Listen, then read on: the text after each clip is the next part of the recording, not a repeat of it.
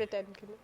अस्सलाम वालेकुम and a very good morning. सुबह पाकिस्तान में मैं हूं आपकी बेज़बान महानूर कुरैशी और मेरे साथ हैं रिजवान अली अहमद। और अस्सलाम वालेकुम, सुबह खैर, गुड मॉर्निंग आप सबको। Monday morning. महानूर, बहुत एनर्जी चाहिए होती है मंडे के लिए और बहुत सारी एनर्जी होती भी है, लेकिन आज जो आगाज़ होता है हफ्ते का, पहले दिन कोशिश ये होती है कि ये भरपूर दिन गुजरे हमारा और हम अपनी एनर्जी को पूरे वीक के लिए कलेक्ट कर लें। लेकिन अक्सर ये होता है कि सुबह सवेरे बहुत सारे लोग ऐसे होते हैं जिन्हें सुबह का आगाज़ जो है वो इतना फैसिनेटिंग लगता नहीं है, उनके लिए ज़रा मुश्किल होता है।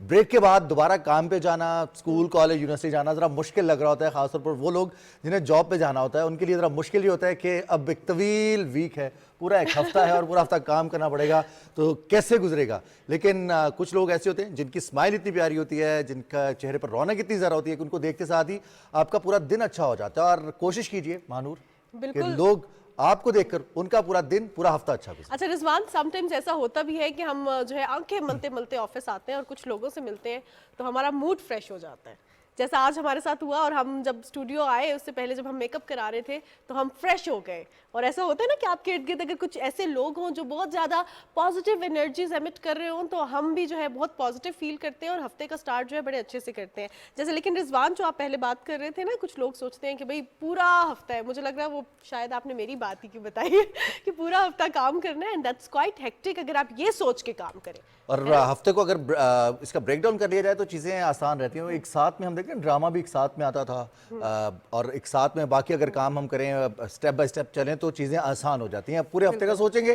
तवील लगेगा, मुश्किल लगेगा, लेकिन आज का दिन है, आज क्या करना है, आज के टारगेट सेट करें, उनको अचीव करें और आज की प्लानिंग आज प्लान करें और कल के लिए प्लान करें और कल के जो टारगेट्स हैं उनको अचीव करने के लिए आपके पास पूरे का पूरा प्रॉपर वे आउट होना चाहिए। आपने कैसे करना है, कितना वक्त देना है। अगर प्लानिंग के साथ चलेंगे तो हमारे दिन बहुत शानदार होंगे और बहुत ज़्यादा यूटिलाइज होंगे। और हम इस हवाले से आगे चलकर भी प्रोग्राम में बात करेंगे। सारी की सारी बातें सुबह खैर में और अपने ओपनिंग नोट में अगर बता देंगे तो हमारे नाजरीन जो हैं वो उनके लिए प्रोग्राम में क्या है ये भी बताएंगे आपको। बिल्कुल जनाब, और अब रुक करते हैं आज की वो जो हाईलाइट्स है हमने जिस पर बात करनी है आज के प्रोग्राम में। और ख़ास तौर पे रिजवान, हम हमेशा सुबह पाकिस्तान में बात करते हैं फ़लस्तीन में गज़ा की पट्टी में जो जुल्म और बर्बरियत का सिलसिला जारी है उसके हवाले से पाकिस्तान ने अपना स्टांस हमेशा से क्लियर रखा है और पाकिस्तान मजम्मत करता है जो जुल्म हो रहा है, आवाज़ उठाई है इंटरनेशनल फोरम्स पे भी और पाकिस्तान में भी। सिर्फ पाकिस्तानी गवर्नमेंट ने नहीं बल्कि लोगों ने भी बहुत आवाज़ उठाई है। हम सोशल मीडिया देखते हैं तो आपको अंदाज़ा हो जाता है कि मुसलमान कहीं भी हो दुनिया में, जब उस पर जुल्म हो रहा होता है तो वो हम फील कर रहे होते हैं। वज़ीर आज़म अनवारुल हक काकड़ ने रियाज में गज़ा की सूरत हाल पर अरब और इस्लामी ममालिक के गैर मामूली सरबरा इजलास में शिरकत की है और इस इजलास में खिताब भी किया है। इस दौरान मुख्तलिफ इस्लामी ममालिक के सरबराहान से मुलाकातें भी की हैं। गज़ा की सूरत हाल पर हफ्ते को हुए मुश्तरका अरब इस्लामी सरबराही इजलास के बाद बयान जारी किया गया जिसमें गज़ा का मुहासरा ख़त्म करने का मुतालबा किया गया है। इजलास में शरीक रहनुमाओं ने यह मुतालबा किया है कि इमदाद को गज़ा में दाखिले की इजाज़त दी जाए और इसराइल को हथियारों की बरामदात बंद की जाए। इजलास से खिताब किया निगरान वज़ीर आज़म अनवारुल हक काकड़ ने अपने खिताब में उन्होंने तजवीज़ दी है कि अरब और इस्लामी ममालिक इसराइल के खिलाफ नस्ल कुशी कन्वेंशन के तहत जंगी जराइम और इंसानियत के खिलाफ जराइम पर आलमी अदालत इंसाफ में कार्रवाई के लिए इम्कानात तलाश करें। और अक़वाम मुत्तहिदा के सेक्रेटरी जनरल पर 7 अक्टूबर के बाद इसराइल के जंगी जराइम और इंसानियत के खिलाफ जराइम की तहकीकात के लिए खुसूसी कमीशन तश्कील देने पर जोर भी दिया जाए। तनाज़े का मुस्तकिल हल एक महफूज, काबिल अमल और खुद मुख्तार रियासत का क़याम है, जैसा कि 1967 से कबल की सरहदों की बुनियाद पर अल-कुद्स इसका दारुल हुकूमत। बिल्कुल रिजवान, हमने इस पर देखा कि बहुत से ममालिक ने अपने सफ़ीर भी वापस बुला लिए हैं और बहुत इस पर आवाज़ उठाई है। विद इन इसराइल भी बहुत ज़्यादा आवाज़ उठाई गई है। ऐसा नहीं हुआ कि सिर्फ मुस्लिम ममालिक ही आवाज़ उठा रहे हैं बल्कि अक्रॉस द ग्लोब दर्द इंसानियत रखने वाले लोगों ने आवाज़ उठाई है। इस पर हमने देखा कि सेलिब्रिटीज़ हों, पॉलिटिशियंस हों, किसी भी फील्ड ऑफ लाइफ से रिलेटेड लोग हों, उन्होंने आवाज़ उठाई है। और ख़ास तौर पर इस पर एक चीज़ रिजवान मुझे अब अंदाज़ा हुआ है, क्योंकि अब हम कहते हैं ना कि ये हाइब्रिड वॉरफेयर है, 5th जनरेशन वॉरफेयर है, तो ऐसे में हमने सोशल मीडिया का इस्तेमाल भी देखा और बहुत पॉजिटिव इस्तेमाल देखा, क्योंकि सोशल मीडिया के थ्रू जब आप कोई भी ट्रेंड चल रहा होता है तो इससे जो आवाम की राय है वो सामने आ रही होती है कि आवाम किसी भी मसले के मुतल्लिक क्या सोच रही है, उनकी क्या राय है।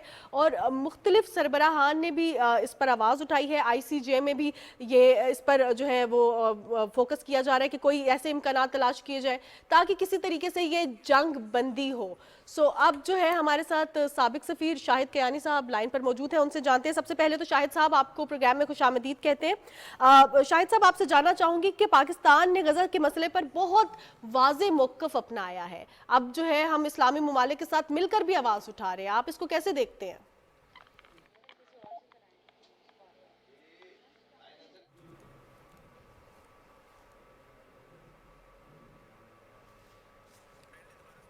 शाहिद साहब हमारे साथ मौजूद हैं। शाहिद साहब आपसे ये जानना चाहूंगी कि पाकिस्तान ने गजा के मामले पर बहुत वाज़ेह मौक़िफ़ अपनाया है, इस्लामी ममालिक के साथ मिलकर आवाज़ भी उठा रहा है, आप इस चीज़ को कैसे देखते हैं? बात यह है जी कि जो कल इजलास हुआ था OIC का, उसके अंदर तो जो एक कमेटी भी बनाई गई थी। असल में जो बादशाह जो क्राउन प्रिंस हैं सलमान, उनकी बड़ी ज़बरदस्त उस पर तनकीद भी की उन्होंने इसराइल के ऊपर, और फिर 2 स्टेट सोल्यूशन की बात भी की कि जी फ़लस्तीन का अपना वो जो 1967 की जो बॉर्डर थे उसके मुताबिक इनका स्टेट होना चाहिए। फिर उन्होंने कमेटी भी बनाई जो 7 वज़ीर ख़ारजा की थी, इसमें नाइजीरिया के वज़ीर ख़ारजा हैं, बाकी भी हैं, अरब और OIC वालों की। लेकिन असल बात जो है, अगर आपने सबसे असल चीज़ जो यहाँ पर है वो ह्यूमैनिटेरियन असिस्टेंस अपनी जगह पर, लेकिन यहाँ पर सीज फायर की बात है कि किस तरह ये कि इसराइल को सीज फायर करना पड़ेगा, कोई लोग बचेंगे तो ह्यूमैनिटेरियन असिस्टेंस जाएगी। और उसके लिए सबसे ज़्यादा ज़रूरी चीज़ है, यहाँ 2 मुल्क हैं जिनकी अहमियत है, इसराइल खुद और अमेरिका। असल में बात उनके साथ किनने करनी है, उन अरब ममालिक ने करनी है जिनके उनके साथ सफारती ताल्लुकात हैं इसराइल के साथ। अब बात यहाँ पर आ जाती है कि जी क्या वो उनके पास जाएंगे? अगर उनके 2-3, मैं समझता हूँ 3-4 वज़ीर ख़ारजा उनके पास उनके मुल्क में जाते हैं या अमेरिका चले जाते हैं बात करने के लिए, तो ये जंग बंद हो सकती है। अदरवाइज जंग नहीं ना बंद होगी तो फिर जंग नहीं बंद होगी तो ह्यूमैनिटेरियन असिस्टेंस का क्या फायदा होगा? किसको देंगे आप? जो बचेगा कोई नहीं। तो असल चीज ये है। शाहिद कियानी साहब, क्या समझते हैं जो हम सफारती दबाव बढ़ाने की बात कर रहे हैं? निगरान वज़ीर आज़म अनवारुल हक काकड़ ने भी अपने खिताब में इस बात पर जोर दिया है, तजवीज़ भी दी है। उन्होंने ख़ास तौर पर जंगी जराइम के इम्कानात को और कार्रवाई के इम्कानात तलाश करने के लिए कोशिशें करने पर भी जोर दिया है। अब कैसे देखते हैं, क्या ज़राए हैं कि हम इसराइल पर और जो सिफारती दबाव है वो बढ़ा सकते हैं ताकि उसे राह रास्त पर लाया जा सके, बच्चों का कत्लेआम रोका जा सके, गजा के वो तमाम लोग जो मासूम हैं, जो शहरी हैं, अस्पतालों में हैं, स्कूल्स में हैं, इबादतगाहों में हैं, उनका कत्लेआम रोका जा सके? देखिए जी, इसको जंग बंद करने की किसके पास इन्फ्लुएंस है? वो इन्फ्लुएंस सिर्फ अमेरिका के पास है। देखें जी, हमें रियलिस्ट होना पड़ेगा, ग्राउंड रियलिटी देखनी पड़ेगी। अमेरिका चाहेगा तो ये जंग बंद हो जाएगी, इसराइल खुद चाहेगा जंग मुझे तीसरे की कोई यहाँ गुंजाइश नहीं है। मैं माजरत चाहता हूँ, मैं ग्राउंड रियलिटी की बात कर रहा हूँ। सऊदी अरेबिया ने बहुत अच्छा मुझको अपना रोल अदा किया है, और स्पेशली क्राउन प्रिंस ने ये मीटिंग बुलाकर अरब की और इस्लामिक कंट्रीज की। लेकिन देखें ना, UN की रेजोल्यूशन को उसने नहीं पूछा इसराइल ने, इनकी रेजोल्यूशन को कौन पूछेगा? तो यहाँ पर जरूरी है, मैं दोबारा दोहराऊंगा कि फिजिकली जो यहाँ पर एक कमेटी ऑफ फॉरेन मिनिस्टर को जाना पड़ेगा इसराइल में, उन ममालिक की जिनके साथ सफारी ताल्लुकात हैं इसराइल के साथ, और उनको बावर करना पड़ेगा कि जी आप जो कुछ आपने करना था कर दिया, जो हमास ने करना था कर दिया, अब जंग बंद कर दी जाए, क्योंकि लोगों का कत्लेआम हो रहा है, बहुत लोग उस वक्त अब तक मारे जा चुके हैं। तो ह्यूमैनिटेरियन असिस्टेंस जो आप कहते हैं देंगे, वो किनको देंगे? जो बचेगा उनको, जिंदा बचेंगे तो उनको देंगे। तो बहुत जरूरी है कि इस वक्त के जो इजलास हो गया, अब उनको साथ कांटेक्ट करना पड़ेगा। ग्राउंड रियलिटीज ये हैं, ईगो को पीछे रखना पड़ेगा, इसराइल पर बावर अमेरिका पे करना पड़ेगा कि मेहरबानी करके इसको जंग को बंद करें। बिल्कुल। अच्छा शाहिद साहब, जिस तरह आपने कहा कि अमेरिका को भी आगे बढ़ना पड़ेगा, और अगर हम इजरायली लॉबी के हवाले से बात करें, वो तो अमेरिका में ऑलरेडी बहुत स्ट्रॉन्ग है, तो अब जितना नुकसान हो गया है, इतने बच्चे शहीद हो गए हैं, इतनी ख़वातीन शहीद हो गए, इंफ्रास्ट्रक्चर कुछ रहा नहीं है, अस्पताल नहीं रहे वहाँ पे, घर तबाह हो गए हैं, तो आलमी ताकतों को रिहेबिलिटेशन के लिए क्या करना चाहिए? इन केस अगर जंगबंदी हो भी जाती है तो वहाँ पर तो सर्वाइवल अब मुमकिन ही नहीं है। ऐसे में आप کیا دیکھ رہے ہیں کہ کیا کردار ہونا چاہیے سول سوسائٹی کا بھی؟ انٹرنیشنلی آواز اٹھا رہے ہیں لوگ اور عالمی طاقتیں کیا کر سکتی ہیں ابھی اسپیشلی بیکاز ہم پاکستان کا بھی یہ موقف ہے کہ غزہ میں امداد جانی چاہیے، کیونکہ امداد ہی نہیں پہنچ رہی وہاں پہ. بہت زیادہ اس طرح کے ایشوز ہیں کہ جو لوگ امداد کرنا بھی چاہ رہے ہیں، جو ممالک امداد کرنا چاہ رہے ہیں، نہیں جا رہی ہے. تو ایسے میں کیا کرنا چاہیے؟ دیکھیں جی، میں نے آپ کو پھر کہہ رہا ہوں کہ دیکھیں آپ دوسرے جنگ عظیم کی بات دیکھیں، میں تو خود وہاں گیا ہوں، دیکھیں وہ جو یورپین ملک ہیں بالکل تباہ برباد ہو گئے تھے. لیکن سب سے پہلی چیز جو کی گئی تھی کہ جنگ بند کر دی گئی تھی. جنگ بندے کے بعد ریکنسٹرکشن ہوئی تھی. تو یہاں پر جنگ بند ہوگی. ریکنسٹرکشن کے لیے میں آپ کو بتا دوں کہ یونائیٹڈ نیشن اور یہ جو عرب ممالک ہیں ان کے پاس بہت فائنینشیل ان کے پاس ہے کیا کہتے ہیں ریسورسز ہیں ان کو بنانے کے لیے. تو سب سے پہلی چیز تو ہے کہ جنگ بند کر دی جائے اور اور پھر اس کے بعد یہ اسپتالوں کے ساتھ پہلے ریکنسٹرکٹ کیا جائے، ہیومینیٹیرین اسسٹنس اندر جائے.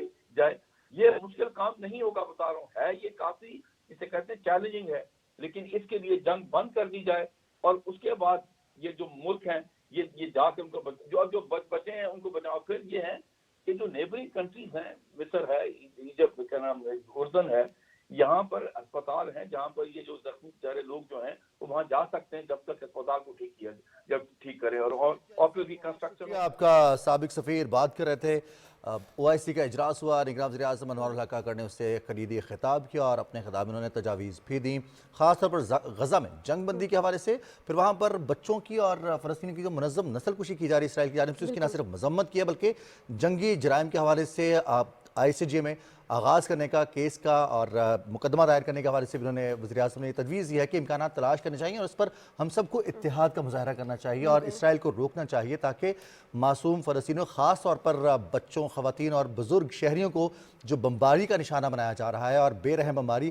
اسپتالوں میں لائٹ نہیں ہے، انرجی نہیں ہے، ساتھ ساتھ بچوں کی خوراک ختم ہو رہی ہے، موبائل کی ٹارچ سے جو ہے آپریشن کیے جا رہے ہیں. ایگزیکٹلی. اور پانی، پینے کا پانی دستیاب نہیں ہے. یہاں تک مجبور کیا جا رہا ہے، اتنا سخت محاصرہ کیا گیا ہے غزہ کا. اور اس کے بعد پھر اب صورتحال کیا ہوگی؟ اتنا بڑا انسانی المیہ جنم لے چکا ہے. اقوام متحدہ نے آواز اٹھائی ہے، OIC نے آواز اٹھائی ہے.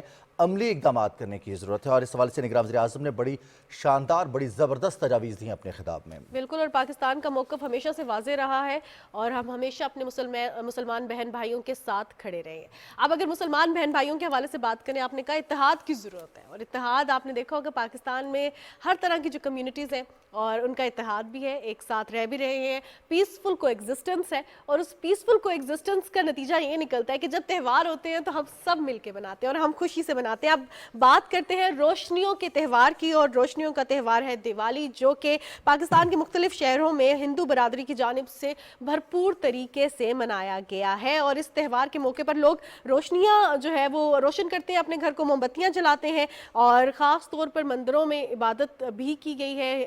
جو ہندوؤں کی عبادت گاہیں ہیں وہاں پر بھی لوگوں کا رش رہا ہے. اس کے ساتھ ساتھ آپ نے دیکھا ہوگا کہ مسلمان برادری بھی ان کی خوشیوں میں ساتھ شریک ہے. اچھا مانور، آپ کو معلوم ہے دیوالی میں جو روشنی ہے یہ رنگوں اور روشنیوں کا یہ تہوار کہلاتا ہے اور اس میں روشنی امید کی کرن کے طور پر اس کی علامت ہے. اور اسی طرح سے نہ صرف دیوالی ایک ہندو مذہب کا تہوار ہے، اس میں خوشیاں بانٹنے پر جو زور دیا جاتا ہے، تمام لوگوں کو اپنی خوشیوں میں شریک کیا جاتا ہے، دوسروں کی خوشیوں میں شریک ہوا جاتا ہے. وہ کہتے ہیں نا خوشیاں بانٹنے سے بڑھ جاتی ہیں اور غم بانٹنے سے کم ہو جاتے ہیں.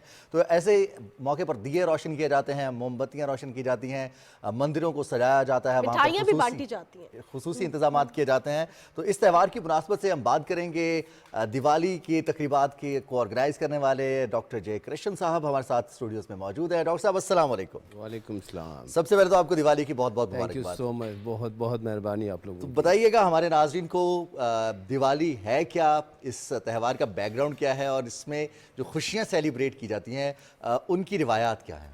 میرا خیال ہے کہ آپ نے پہلے جملے میں ساری چیزیں واضح کر دی ہیں کہ یہ جو دیوالی کا جو فیسٹیول ہے یہ بیسیکلی روشنیوں کا تہوار ہے.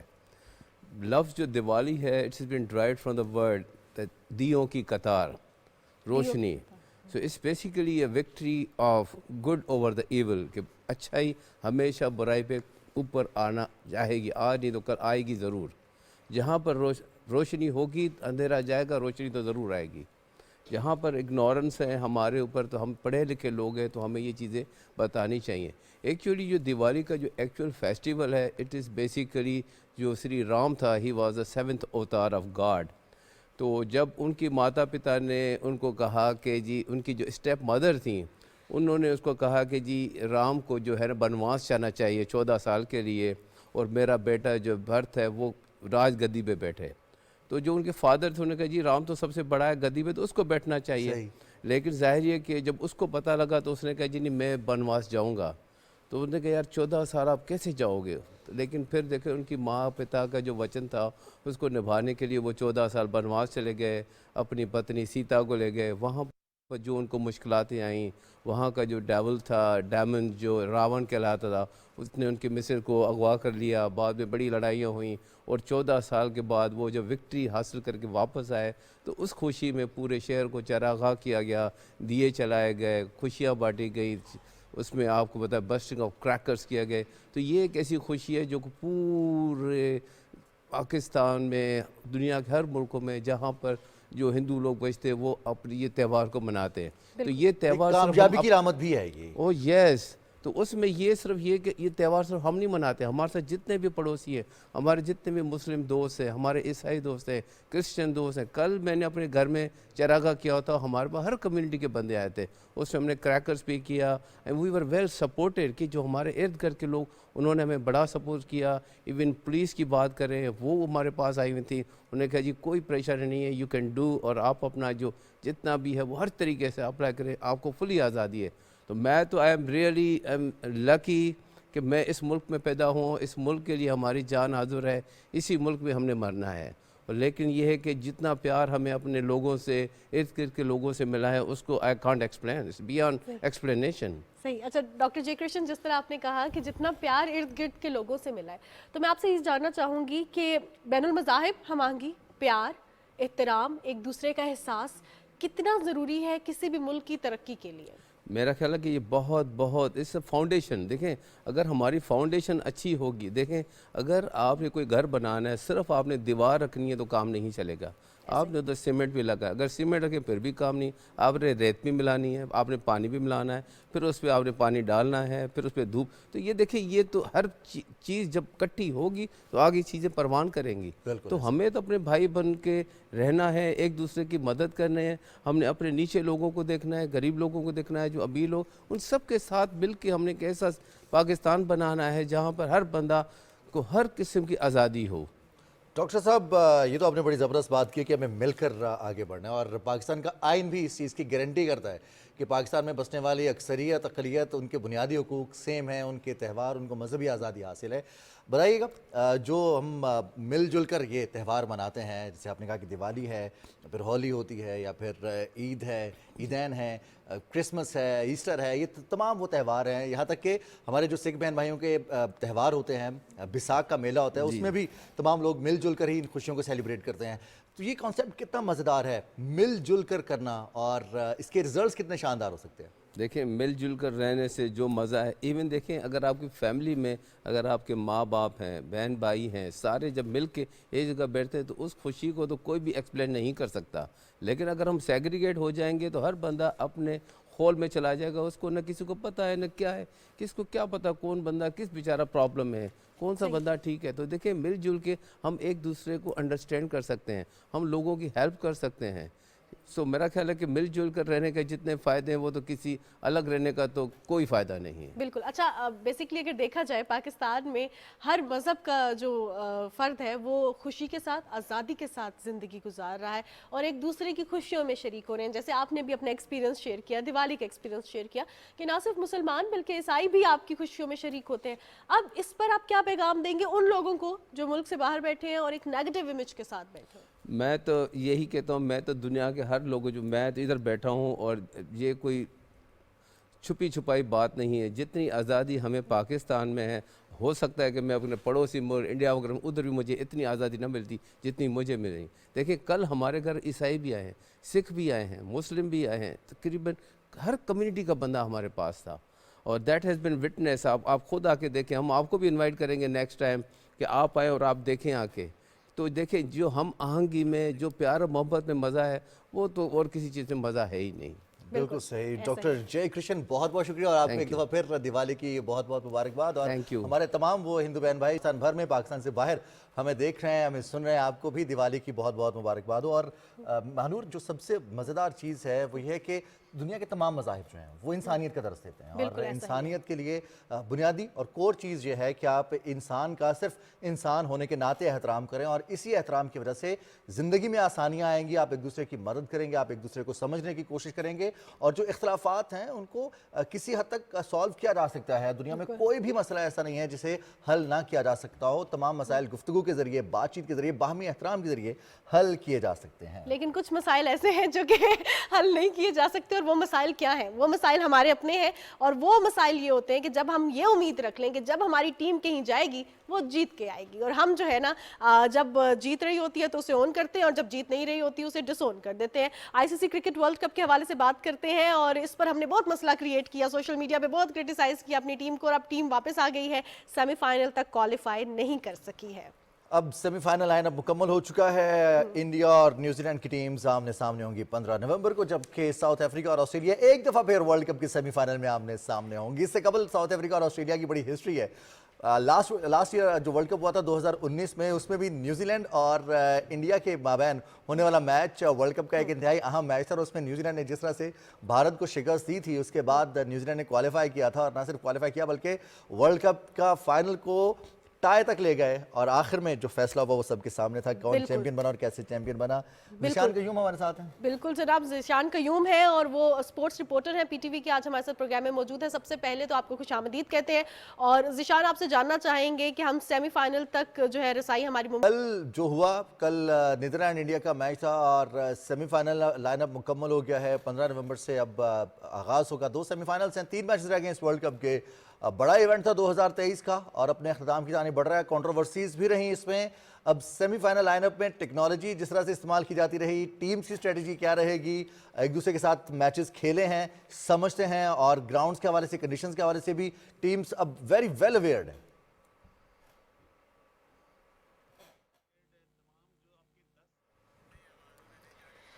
ذیشان ہمارے ساتھ موجود ہیں، اور ذیشان سے ہم جانیں گے کہ کیا صورتحال ہے سیمی فائنل کی، شاید کچھ ٹیکنیکل ایشو ہے، اس پر کام کیا جا رہا ہے۔ اچھا ویسے مانور، کچھ کرکٹ کے حوالے سے تو بڑی کامن سی بات ہے کہ آپ کو بھی کافی پتا ہوگا کرکٹ کے بارے میں، جیسے آپ نے کہا کہ ہماری ٹیم کے اوپر ایڈڈ آن پریشر یہ تھا کہ ہمارے لوگ تنقید کر رہے تھے، اور ساتھ ہی ساتھ کچھ ایسا کہ ٹیم نے بھی ایکسپیکٹیشنز کے مطابق پرفارم نہیں کیا، لیکن ٹیم نے جیسے آغاز کیا ورلڈ کپ کا، اور پھر اپنے میچز جیتے، کچھ میچ ہارے، پھر جیتے، پھر ہارے، اور پھر جو کم بیک کیا، اور جو فخر زمان اننگز کے لیے اس کے بعد ایک دفعہ پھر ہماری ایکسپیکٹیشنز بہت ہائی ہو گئی تھی۔ ہم فینس جو ہیں وہ ہم چاہتے ہیں کہ ہمارا ہر بلے باز آئے، وہ چھکے مارے، جس طرح بیٹنگ کر رہی ہے نیوزی لینڈ کی ٹیم، جس طرح سے بیٹنگ کر رہی ہے ساؤتھ افریقہ کی ٹیم، ہمارے بیٹرز ویسے بیٹنگ کریں، اور دوسری جانب اگر بالرز ہیں ہمارے، تو ہمارے بالرز ایسا پرفارم کریں کہ کسی بیٹر کو ٹکنے کا موقع نہ دیں۔ یہ تمام تر چیزیں تب اچھی لگتی ہیں، آئیڈیل سچویشن، اور دوسری ٹیمز بھی تیاری کر کے آئی ہیں، انہوں نے بھی 4 سال کے بعد ورلڈ کپ میں پارٹیسپیٹ کرنا ہے، اور بڑی اچھی ٹیمز ہیں، بڑی اچھی تیاری کے ساتھ، بڑے اچھے بیٹرز، اچھے بالرز کے ساتھ میدان میں آئے ہیں۔ بالکل جناب، ذیشان قیوم نے ہمیں جوائن کر لیا ہے دوبارہ، اور ہم بات کر رہے تھے پاکستانی کرکٹ ٹیم کی رسائی نہیں ہو سکی، جس پر ہم نے کرٹیسزم کے حوالے سے بھی بات کی۔ تو ذیشان، آپ اس کو کیسے دیکھتے ہیں؟ کیا غلطیاں تھیں ہماری ٹیم کی؟ کیا چیزیں ہیں جس پر کام کرنا ضروری ہے تاکہ ہم اگلی دفعہ جو ہے اچھا پرفارم کر سکیں؟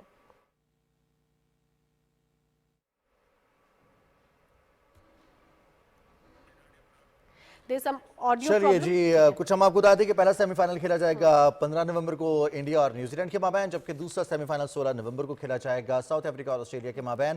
اس سے قبل جو میچز ہوئے ہیں، انڈیا نے اپنے گروپ کے تمام میچز جیتے ہیں، اور وہ سیمی فائنل میں ان بیٹن آئے ہیں۔ نیوزی لینڈ کی ٹیم نے 5 میچز جیتے ہیں، 10 پوائنٹس کے ساتھ وہ آئے ہیں، جبکہ ساؤتھ افریقہ اور آسٹریلیا نے 2 میچز ہارے ہیں۔ اس کے بعد اب ان کا سیمی فائنل ہے، اور گروپ سٹیجز پر اگر بات کی جائے تو گروپ سٹیجز پر ٹیمز نے بڑا شاندار پرفارم کیا ہے۔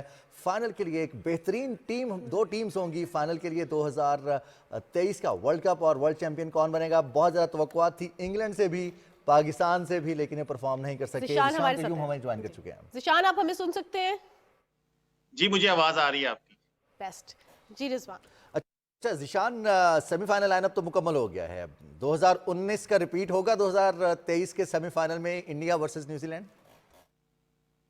देखिए, इंडिया वर्सेस न्यूजीलैंड हमेशा से ही इंटरेस्टिंग रहा है, क्योंकि न्यूजीलैंड कभी भी इंडिया से जो है नॉकआउट स्टेजेस में हारता नहीं है, और हमेशा इंडिया को जो है और इंडियन फैंस जो है और इंडियन टीम्स जो है उनको मायूसी का सामना करना पड़ता है, क्योंकि न्यूजीलैंड की टीम जो है बड़ी जबरदस्त टीम है, और कभी भी वो इतना प्रेशर लेती नहीं है नॉकआउट स्टेजेस का। वो अपनी गेम जो जिस तरह की उनकी है उसको कंटिन्यू करती है, मैच में हार नहीं वो मानती, और एंड तक फाइट करती है। ये इस टीम की बड़ी जबरदस्त बात है, जिसकी वजह से ये कामयाबियां समेटती आई है, और वर्ल्ड टेस्ट चैंपियनशिप इन्होंने जो है वो जीती, वर्ल्ड कप का फाइनल खेला, फिर सेमीफाइनल में टी20 वर्ल्ड कप के पहुंचे।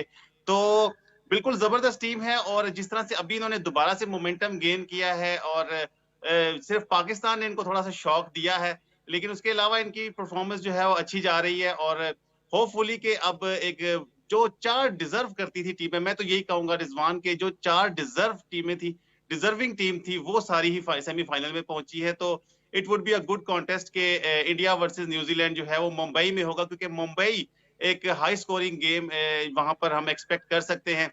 साउथ अफ्रीका ने जो है वो 380 प्लस बनाया हुआ है, यहाँ पे इंडिया ने जो है वो 360 370 प्लस यहाँ पर बनाया हुआ है। तो अच्छा लगेगा, एक अच्छा मैच होगा, और ज्यादातर बैटिंग विकेट ही होगी, लेकिन सेकंड टीम जो बैटिंग करने वाली है मेरे ख्याल में उसको थोड़ी सी इश्यूज यहाँ पर हो सकते हैं। सही। अच्छा ज़िशान, इंडिया के लिए होम ग्राउंड है, तो भारत को शिकस्त देने के लिए आपको क्या लगता है कि न्यूजीलैंड को क्या गेमिंग स्ट्रैटेजी जो है अडॉप्ट करनी पड़ेगी? क्योंकि बड़ा जो है ये एक आपने कहा कि बड़ा अच्छा कॉन्टेस्ट होगा कि सारी डिजर्विंग टीम गई है। अब जब सारी डिजर्विंग टीम हो तो बड़ा टफ भी होता है, तो आपको क्या लगता है कि क्या गेमिंग स्ट्रैटेजी होनी चाहिए न्यूजीलैंड की?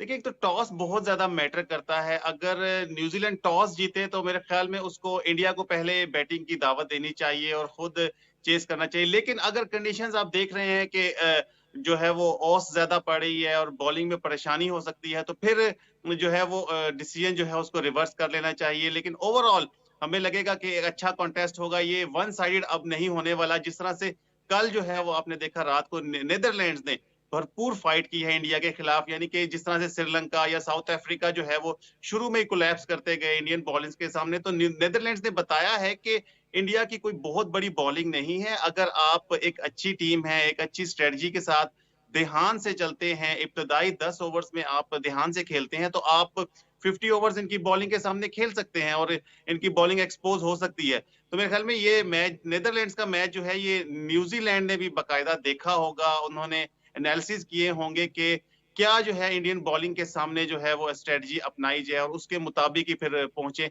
बाकी न्यूजीलैंड के जो प्लेयर्स थे अनफिट हैं, वो अब वापस फॉर्म में आ गए। केन विलियमसन अभी भी फ्रैक्चर्ड, आपने देखा कि उनका अंगूठा है उसके ऊपर बैंडेज की हुई है, लेकिन वो हिम्मत नहीं हार रहे और अपनी टीम के लिए परफॉर्म कर रहे हैं। तो ये है कि बहुत अच्छा कॉन्टेस्ट होने वाला है, और उसके बाद भी अगला कॉन्टेस्ट बहुत मजे का होगा। 19 तारीख को जो है वो फाइनल में अब कौन सी 2 टीमें जाएंगी, ये अगले 2 मैचेस में पता चलेगा। अब हर टीम जो है वो वर्ल्ड चैंपियन बनने से सिर्फ 2 कदम की दूरी पर है। ऑस्ट्रेलिया साउथ अफ्रीका की हिस्ट्री बड़ी मज़ेदार है और ऑस्ट्रेलिया साउथ अफ्रीका भी दूसरे सेमीफाइनल में होंगे। थैंक यू वेरी मच, बहुत शुक्रिया। आप बात कर रहे थे कि हमारे से सेमीफाइनल लाइनअप मुकम्मल हो चुका है और जो सबसे मज़ेदार मैच होने वाला है वो यकीनी तौर पर अब तो वर्ल्ड कप के तमाम मैचेस ही बड़े इंटरेस्टिंग होंगे, क्योंकि निशान भी यही कह रहे थे कि 4 टॉप टीम्स ने क्वालिफाई किया है, तो टॉप टीम्स का मुकाबला इस वर्ल्ड कप में हमें वैसे टॉप टीम्स में मुकाबला और क्लोज मैच होते हुए बहुत कम दिखाई दिया। पाकिस्तान साउथ अफ्रीका मैच हुआ, ऑस्ट्रेलिया न्यूजीलैंड का बहुत क्लोज मैच हुआ, तो आखिर में जाकर जो मैचेस क्लोज होते हैं बिल्कुल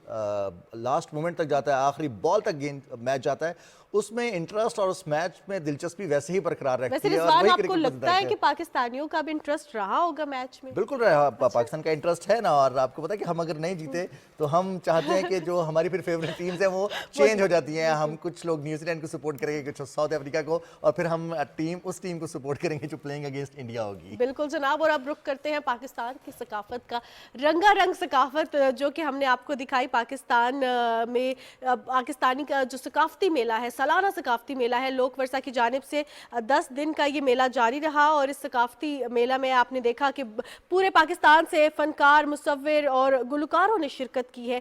ज़बरदस्त से आपने रिवायती पकवान भी वहाँ पे इंजॉय किए। 10 दिन तक ये जारी रहा। संडे को यानी कि कल 12 नवंबर को ये ख़त्म हुआ है, 3 नवंबर से ये जारी था, और हम भी सुबह पाकिस्तान میدان میں آپ کو کسی نہ کسی جو کلچر کے گلوکار تھے، فنکار تھے اور دستکار تھے ان کو بلاتے تھے اور وہ بتاتے تھے کہ وہ کس طرح کام کریں. اب اس جو 10 روزہ میلہ تھا اس حوالے سے ہنا نے ایک بہت زبردست سی رپورٹ بنائی ہے. تو آئیے رضوان دیکھتے ہیں. بالکل جی.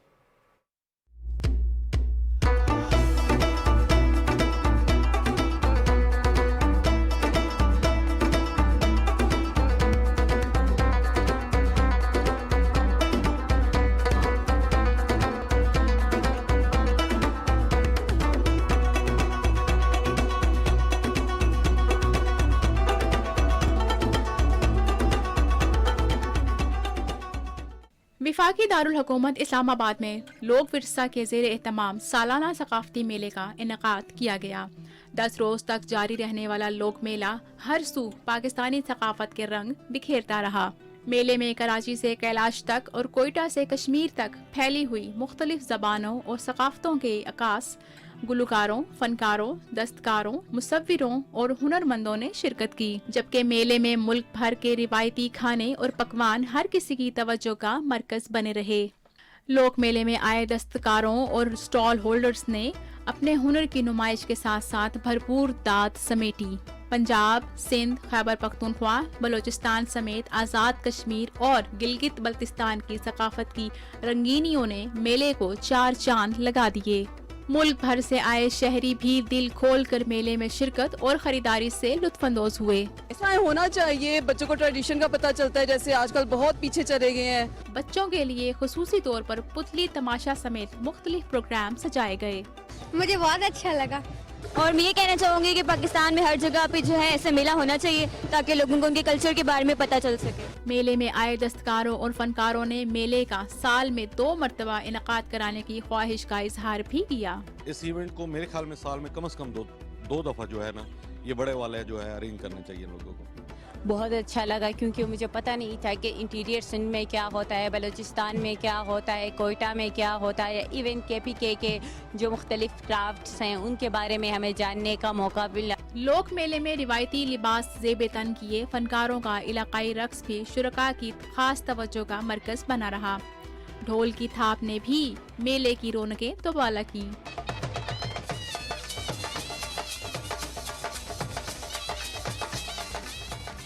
لوک ورثہ میڈیا سینٹر کی ڈپٹی ڈائریکٹر ہنا انور نے بھی اپنے خیالات کا اظہار کچھ یوں کیا. سارا میلہ ایک لیونگ ٹریڈیشنز آف پاکستان پہ بیس کرتا ہے. 5000 سال پہلے جو روایات اور جو ساز اور میوزک ہوتا تھا وہ آج بھی آپ اس میلے میں ہر انگ کے ساتھ، ہر نئے رنگ کے ساتھ دیکھیں گے. 2023 کے میلے میں ہم نے جو ریوائول کیا ہے وہ ہم نے پتلی تماشا اور فوک تھیٹر کو کیا ہے. لوک میلہ کسی ایک صوبے یا قوم کی عکاسی نہیں کرتا بلکہ اس میں سندھی، بلوچ، پنجابی ہو یا پٹھان، یہاں تک کہ گلگت بلتستان اور کشمیری ثقافت کا ایک گلدستہ پیش کیا جاتا ہے. لوک میلہ 10 روز تک اپنے ثقافتی رنگ بکھیرنے کے بعد گزشتہ روز اختتام پذیر ہوا. ہر سال لوک میلہ سجانے کا مقصد پاکستانی عوام میں یکجہتی اور بھائی چارے کا پیغام دینا ہے. مورتھو ٹلے رانا مورتھو ٹلے مورتھو ٹلے رانا مورتھو.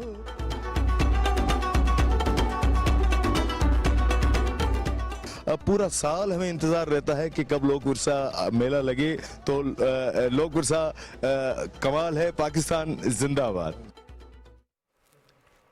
سروردینہ کی یہ شاندار رپورٹ اور لوک ورثہ، لوک میلہ اور مانور اس میلے کے لیے لوگ انتظار کرتے ہیں. جیسے اب یہ بھی بتا رہے تھے کہ ہم پورا سال انتظار کرتے ہیں اور یہ 10 روزہ میلہ ہوتا ہے. اس میں اب جو لوگ آئے ہیں دور دور سے، دوسرے شہروں سے آئے ہیں، ان کے تاثرات موسٹلی یہ تھے کہ ہمیں ایک ہی جگہ پر تمام صوبوں کو، تمام ثقافت کو دیکھنے کا موقع مل گیا. Thank you very much government of Pakistan جنہوں نے، اور خاص طور پر جو منسٹری ہے ہماری کلچرل ہیریٹیج کی، ان کی جانب سے اس کا انعقاد کیا گیا. تو اس پر بھی وہ مشکور تھے کہ ہمیں اب زیادہ وقت صرف نہیں کرنا پڑا، ہمیں خاص طور پر جانا نہیں پڑا، لیکن جب بھی موقع ملے گا اتنے متاثر ہوئے ہم ثقافت سے کہ ہم ان تمام صوبوں کا، پورے پاکستان کا وزٹ ضرور کریں گے اور ثقافت کو مزید قریب سے جا کے دیکھیں گے. بالکل. اچھا رضوان، اس سے یہ بھی ہوتا ہے کہ ریونیو بہت جنریٹ ہوتا ہے. وہ لوگ جو دور دراز علاقوں میں رہتے ہیں، کام کر رہے ہیں، اور بہت زبردست کام، ہاتھ کی کڑھائی اتنی خوبصورت ہم نے دیکھی اور اتنے پیارے. ہم نے یہاں پہ بھی لیکر آرٹ کے جو آرٹسٹ تھے ان کو بلایا، کھسا میکر बुलाया और जिस पर आपने कहा था कि खुसा साज होता है ना, खुसा साज। खुसा साज को भी बुलाया। तो हमने जो है वो बहुत से जो पाकिस्तान के रंग हैं वो दिखाए सुबह पाकिस्तान में, और जाके भी वहाँ पे बहुत मजा आया। आपने विजिट किया था? बिल्कुल, सैटरडे इवनिंग को पूरी फैमिली ने विजिट किया, और ख़ासतौर पर बच्चों के लिए तो सेलिब्रेशन थी। उनको लोगों को देखकर एक्टिविटीज़ हो रही हैं, म्यूज़िक है, पुतली तमाशा है, डांस चल रहा है, कल्चरल डांस है, और जो लोग फनकार थे परफॉर्म कर रहे तमाम रीजन्स के, क्या शानदार परफॉर्मेंस और क्या उनको दाद मिल रही थी। अमेजिंग इवेंट था ये। बिल्कुल जनाब। और अब जो है अगर बात करें हम एक ऐसी चीज़ के हवाले से, ऐसे मेरे तो वैसे गेम चेंजर होते हैं, लेकिन रिजवान आपने कभी किसी ऐसी गाय का नाम सुना है जिसको कहा गया हो कि ये गाय गेम चेंजर है? अच्छा, मैं समझा आप शायद कह रही हैं कि वो जो एक मुहावरा है, कहा जाता है किसी को अगर कहना हो या फिर सुनना हो ना कि गाय जो है वो गेम चेंजर कैसे हो सकती है, मंसूबे गेम चेंजर होते हैं। बहरहाल यहाँ पर एक मंसूबा बनाया गया और उस मंसूबे के तहत गाय की जो नस्ल है उसमें बेहतरी की गई, और बेहतरी इस तरह से की गई कि अब ये 20 गुना ज़्यादा दूध फराहम करेगी। गाय के दूध के हवाले से,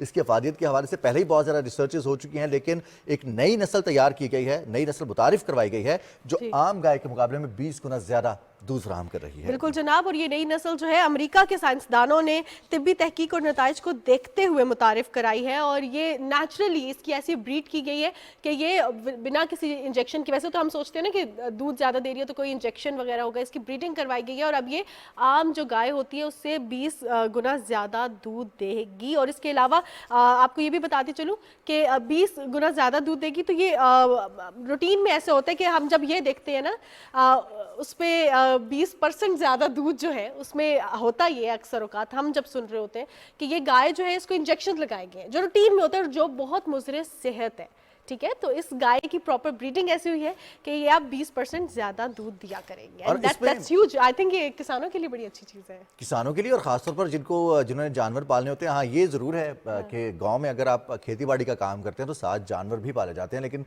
अब तो अगर दूध का या फिर डेयरी का फार्म बनाया तो वहाँ पर आप सिर्फ जानवर भी पाल सकते हैं, और बहुत बड़ा ये ज़बरदस्त किस्म का एक ये काम भी है, पेशा भी है, कारोबार भी है, और लोग इसको मुनाफे बख्श कारोबार बना भी रहे हैं, और बहुत सारी ऐसी प्रोडक्ट्स हैं जो डेयरी से हासिल की जाती है। बिल्कुल। अच्छा रिजवान, समटाइम्स ऐसा होता है कि कुछ हम ऐसी अजीब हरकत करते हैं और हम कोई रिकॉर्ड बना लेते हैं और उससे हम पैसा भी कमा लेते हैं, क्योंकि आजकल तो ये है कि जितनी आपको शोहरत मिलती है सोशल मीडिया पे, मानो रिकॉर्ड बनाने के लिए बड़ा हौसला चाहिए होता है। कुछ काम ऐसे होते हैं ना कि बंदा सोचता है कि आखिर ये किया कैसे, मतलब इसके पीछे क्या रीजन था, ये विल आई कैसे। भाई ऐसा ही हुआ, और Guinness book of world record में एक नया जो है कारनामा वो ऐड किया गया है, और वो ये है जिसकी वीडियो सोशल मीडिया पर वायरल है, आप हमारी स्क्रीन पर भी देख रहे हैं। एक शख्स ने वर्ल्ड रिकॉर्ड बनाया है, पेट पर रखे तरबूज को तलवार से काट रहे हैं। ये देखिए आप स्क्रीन पर रिजवान, ये कोई कर सकते हैं? रिजवान आप कर सकते हैं? ये बहुत मुश्किल काम है, और जैसे सादुल्ला साहब कहते होते हैं ना कि अगर आपने कुछ करना है, कुछ आपने अचीव करना है, तो उसके लिए आपको कुछ ऐसा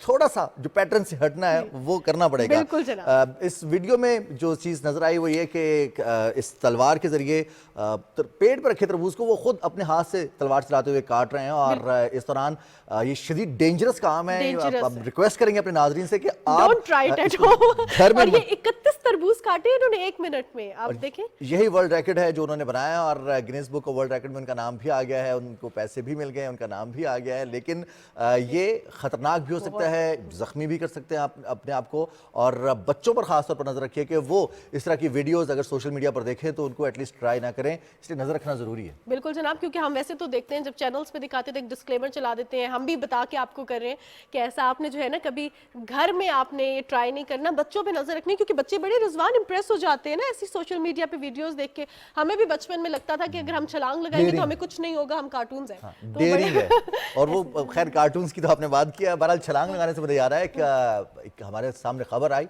और इस खबर ने बड़ी धूम मचाई, और ये खबर है गोताखोरी से रिलेटेड। गोताखोरों ने बहुत ही पुराने दौर के सिक्के दरियाफ्त कर लिए हैं समंदर की तह से, और ये ख़ास टीम्स होती हैं जो गोताखोरी में इस तरह की मुहिम जोई करती हैं और इस तरह की नवादरात तलाश करती हैं। 30,000 कांसी के सिक्के जिनसे ये कहा जा रहा है कि आसाराई की जा रही है कि ये 4वीं सदी के हैं, और इटली की वजारत सकाफत ने इस हवाले से अपना एक बयान भी जारी किया है, और उनका ये कहना है कि ये जो सिक्के हैं ये गैर मामूली और नायाब हालत में महफूज हैं, और समुद्र की तह में पानी की तह में अगर ये मौजूद हैं और इनको कुछ नहीं हुआ और इतने पुराने हैं तो यकीनी तौर पर ये वाकई नायाब है, क्योंकि पानी की तह में موجود بہت سارے ایسے نوادرات، بہت سارے ایسی اشیاء جن کو رسٹنگ ہو جاتی ہے یا پھر وہ پانی، سمندر کا پانی خاص طور پر ان کو ڈیزالو کر دیتا ہے، تو سارڈینیا کے ساحل سے 30,000 کانسی کے یہ سکے جمع کیے گئے ہیں اٹلی کے غوطہ خوروں کی جانب سے 4تھی صدی کے۔ رضوان، ایسے بھی ہوتا ہے کہ کوائنز کلیکشن لوگوں کی ہابی ہوتی ہے، یا تو وہ کوائنز کلیکشن کرتے ہیں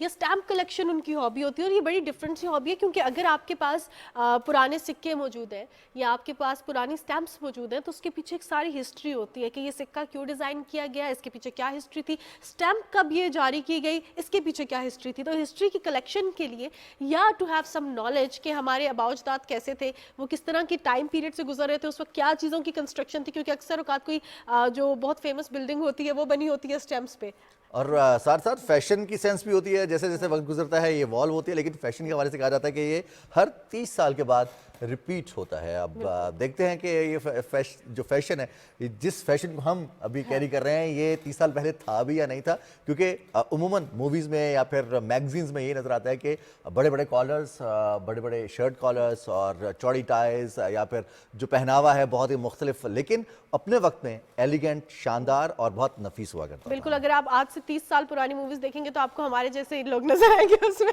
کیونکہ جو ہے ہمارے پیرنٹس جو تھے ان کا فیشن جب ہم اڈاپٹ کرتے ہیں کہتے ہیں یہ تو میں نے جوانی میں کیا۔ بالکل، اور نیوز بریک کی جانی پڑے گی، نیوز بریک کے بعد واپس آئیں گے صبح پاکستان میں، ہمارے ساتھ رہیے گا۔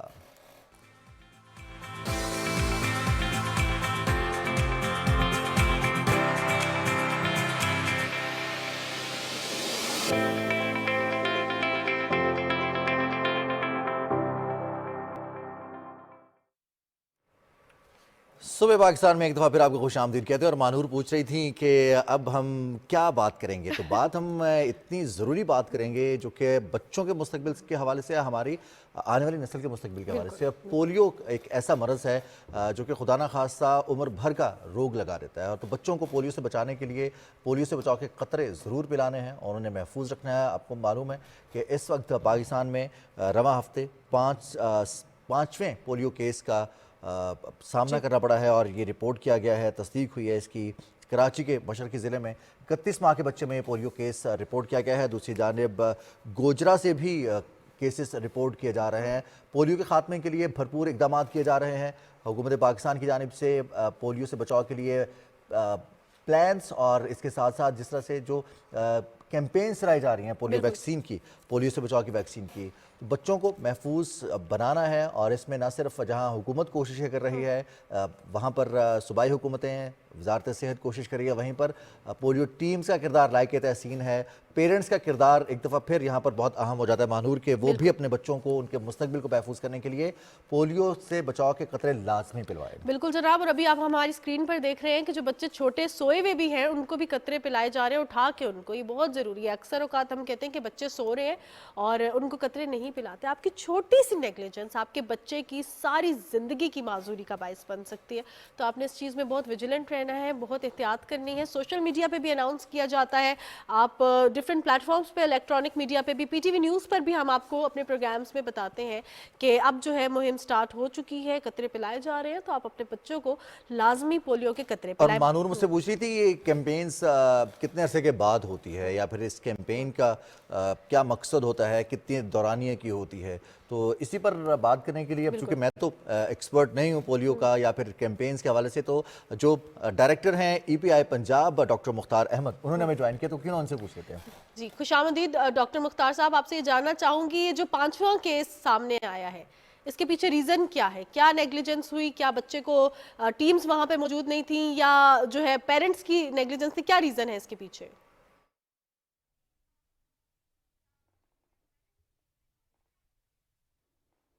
جی بسم اللہ الرحمن الرحیم۔ جیسا کہ ابھی لاسٹ ویک میں پاکستان میں 5واں کیس جو ہے وہ رپورٹ ہوا ہے پولیو کا، اور اس سے پہلے ہمارے 4 کیسز رپورٹ ہو چکے تھے، جس میں سے 2 جو ہے وہ کے پی کے تھے اور 2 ایک سندھ کے تھے۔ ابھی یہ ہے کہ سندھ کے 2 کیسز ہو گئے ہیں، اور کے پی کے سے بھی ہمارے 3 کیسز جو ہیں وہ رپورٹ ہوئے ہیں، اور اس کی بنیادی وجہ وہی ہے، یہ وہ بچے جو کسی بھی وجہ سے ویکسین پینے سے رہ جاتے ہیں، اس میں موسٹلی ان کے والدین کی غفلت ہے کہ جب وہ ٹیمیں آتی ہیں ان کے گھر تو وہ یا بچہ گھر پہ نہیں ہے، یا بچہ سویا ہوا ہے، یا کسی وجہ سے وہ ٹیموں کو انکار کر دیتے ہیں اور وہ قطرے نہیں پلاتے تو وہ بچے جو ہیں وہ پولیو کا شکار ہو جاتے ہیں.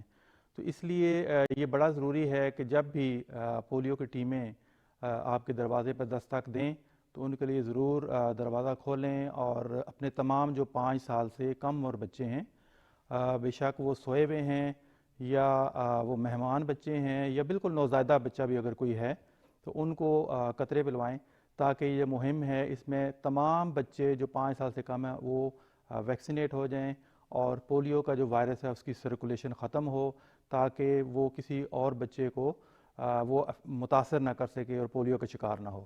جی ڈاکٹر صاحب کیا اس کی ٹریک اینڈ ٹریس اگر ہم دیکھتے ہیں اس سے قبل بھی اس کا آغاز کیا گیا تھا کہ اس کو ٹریک بھی کیا جائے گا ٹریس بھی کیا جائے گا کہیں یہ موجودگی اس کی فضلے میں موجودگی وائرس کی اور پھر اس کا اوریجن کہاں سے ہے کیونکہ جو کچھ کیسز سے ہم دیکھ رہے ہیں کہ ان کا اوریجن تھا دوسرے ممالک سے ٹرانسپورٹ ہو کر پاکستان پہنچ رہا تھا پولیو وائرس.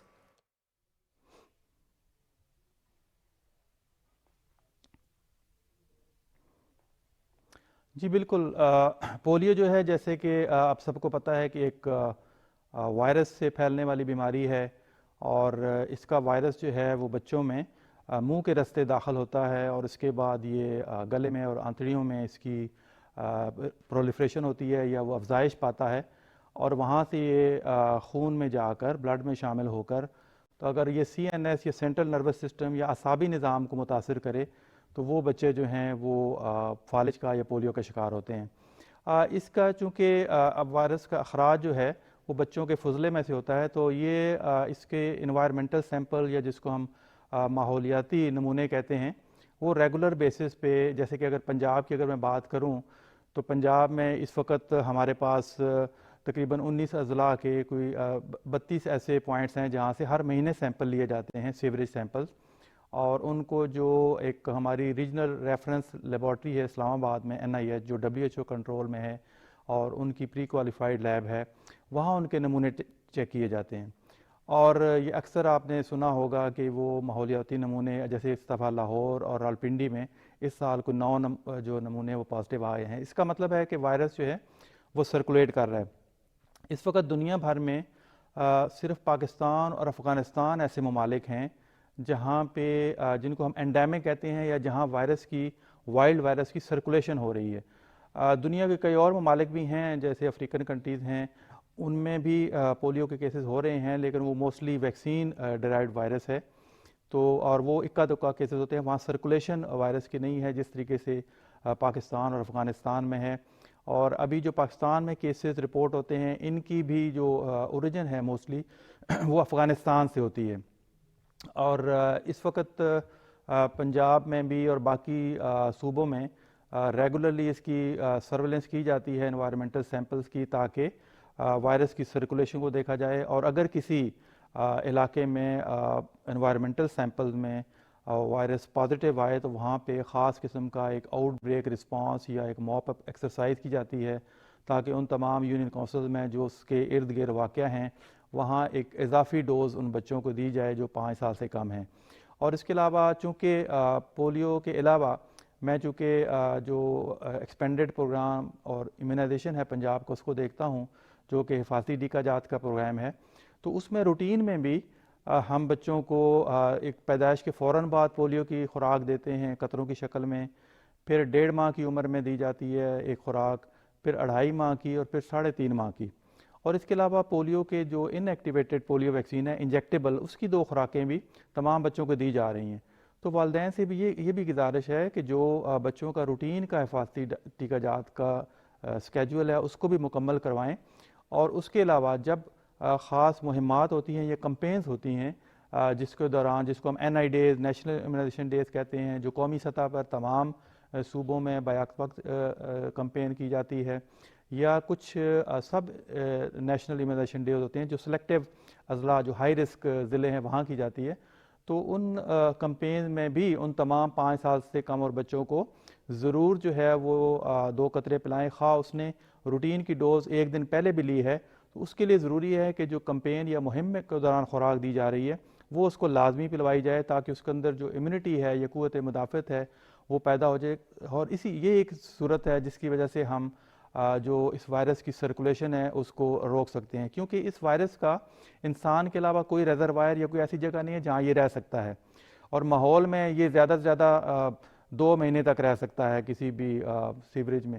تو اگر اس کو فوری طور پر جو اس کی افزائش کے لیے ضروری ہے کہ یہ کسی بچے کی تلاش کرے گا, کسی بچے کے منہ میں داخل ہو کے اس کی آنتڑیوں میں یہ اس کی افزائش ہوگی, تو اگر کوئی اس کا ایسا بچہ نہیں ملے گا جس کے اندر قوت مدافعت نہیں ہے, تو پھر اس وائرس کی آٹومیٹکلی جو ہے وہ ایریڈیکیٹ ہو جائے گا, یا اس کی موت واقع ہو جائے گی, یا اس سے سرزمین سے ختم ہو جائے گا. تو باقی ممالک نے چونکہ اس وائرس کو ختم کر لیا ہے, تو ایک ایمرجنسی سچویشن ہے کہ صاحب یہ ٹرانسمٹ کیسے ہوتا ہے؟ جیسے آپ نے کہا کہ بچے کو تلاش کرتا ہے یہ وائرس اور موجود رہتا ہے, فضلے میں اس کی موجودگی ہوتی ہے, پھر یہ بچوں میں کیسے ٹرانسمٹ ہوتا ہے؟ خوراک کے ذریعے, پانی کے ذریعے, میڈیم کیا ہے اس کی ٹرانسپورٹیشن کا؟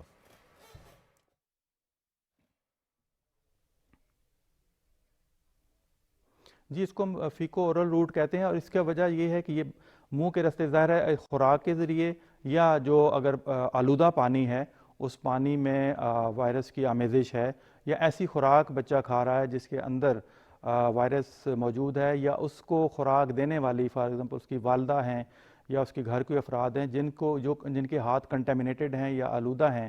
تو اس لیے بڑا ضروری ہے کہ بچے کو خاص طور پہ رفع حاجت کے بعد یا ان کے جو ڈائپر چینج کرتے ہیں اس کے بعد جو ماں ہیں یا ان کا کیئر ٹیکر ہیں کہ وہ ان کے اپنے ہاتھ فوری طور پر صابن سے اچھی طریقے سے دھوئیں, کیونکہ عام طور پر وہی جو ان کو کیئر کر رہا ہے بچوں کو, وہی اس کو فیڈ بھی کروا رہا ہے, اس کو خوراک دے رہا ہے, انہی ہاتھوں سے غذا کھلائی جا رہی ہے.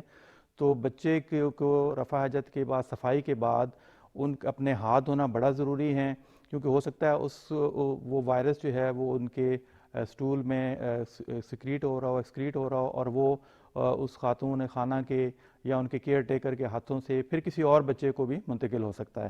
اور اسی طریقے سے جہاں پہ سیوریج کا پانی جو ہے وہ کہیں پہ واٹر سپلائی کے ساتھ مکس ہو رہا ہو, یا لوگ ایسے پانی پی رہے ہوں جو کہ صاف نہیں ہے, آلودہ ہے, تو یہ بڑا ضروری ہے. تو یہ ایک ہماری جو ایک ماحولیاتی صفائی ہے یا پرسنل ہائیجین ہے, جسمانی صفائی ہے, ہاتھوں کی صفائی ہے, پینے کے صاف پانی کو پینے کے قابل بنا کے پینا, اس کو ابال کر پینا, اور بار بار ہاتھ دھونا, یہ بڑی ضروری ہیں اس بیماری کی ٹرانسمیشن کو روکنے کے لیے ویکسینیشن کے علاوہ.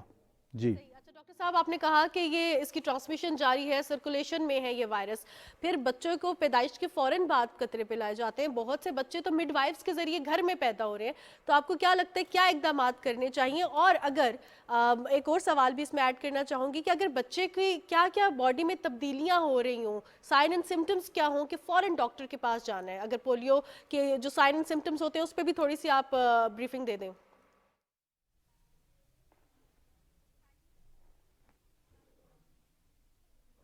جی بالکل, یہ بڑا اچھا آپ کا سوال ہے کہ ایک تو وہ بچے جو ہسپتالوں میں پیدا ہوتے ہیں ان کے لیے تو بڑا آسان ہے.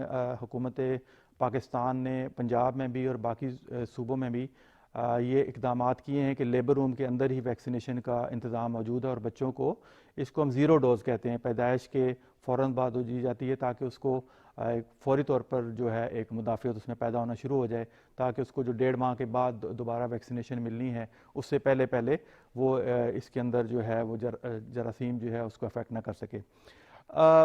یہ بیماری چونکہ ایک وائرس سے پھیلتی ہے, تو جس طریقے سے وائرس کی ایک جنرل سمٹمز ہوتی ہیں کہ بخار ہوتا ہے بچوں کو, اور خاص طور پہ اس میں سر میں بڑا شدید درد ہوتا ہے, اور جو اس کے جسم کے پٹھے ہیں ان میں اکڑاہٹ سی محسوس ہوتی ہے, اور باڈی ایکس اینڈ پین جس کو کہتے ہیں, جسم کا درد ہوتا ہے. اس کی کوئی ایسی اسپیسیفک سمٹم نہیں ہے جس سے ہم اندازہ لگا سکیں کلینیکلی یا بچے کو دیکھ کر کہ اس کو خدا نخواستہ پولیو ہے. تو اس لیے یہ بڑا خطرناک اس لحاظ سے ہے کہ یہ عام باقی بیماریوں کی طریقے سے بخار یا گلا خراب ہونا یا جسم میں درد ہونا, یہ عام بخار میں بھی وائرل جو جتنے بھی آج کل وائرس ہیں ان میں اس طرح کی علامات ہوتی ہیں. تو اس کا جو پتہ والدین کو تب چلتا ہے جب بچے میں خدا نخواستہ کسی اعضاء کی, خاص طور پہ ایک ٹانگ یا دونوں ٹانگ, ایک پاؤں دونوں پاؤں, یا ایک بازو یا دونوں بازو میں ذرا سی کمزوری یا فالج کا شکار ہونا شروع ہو.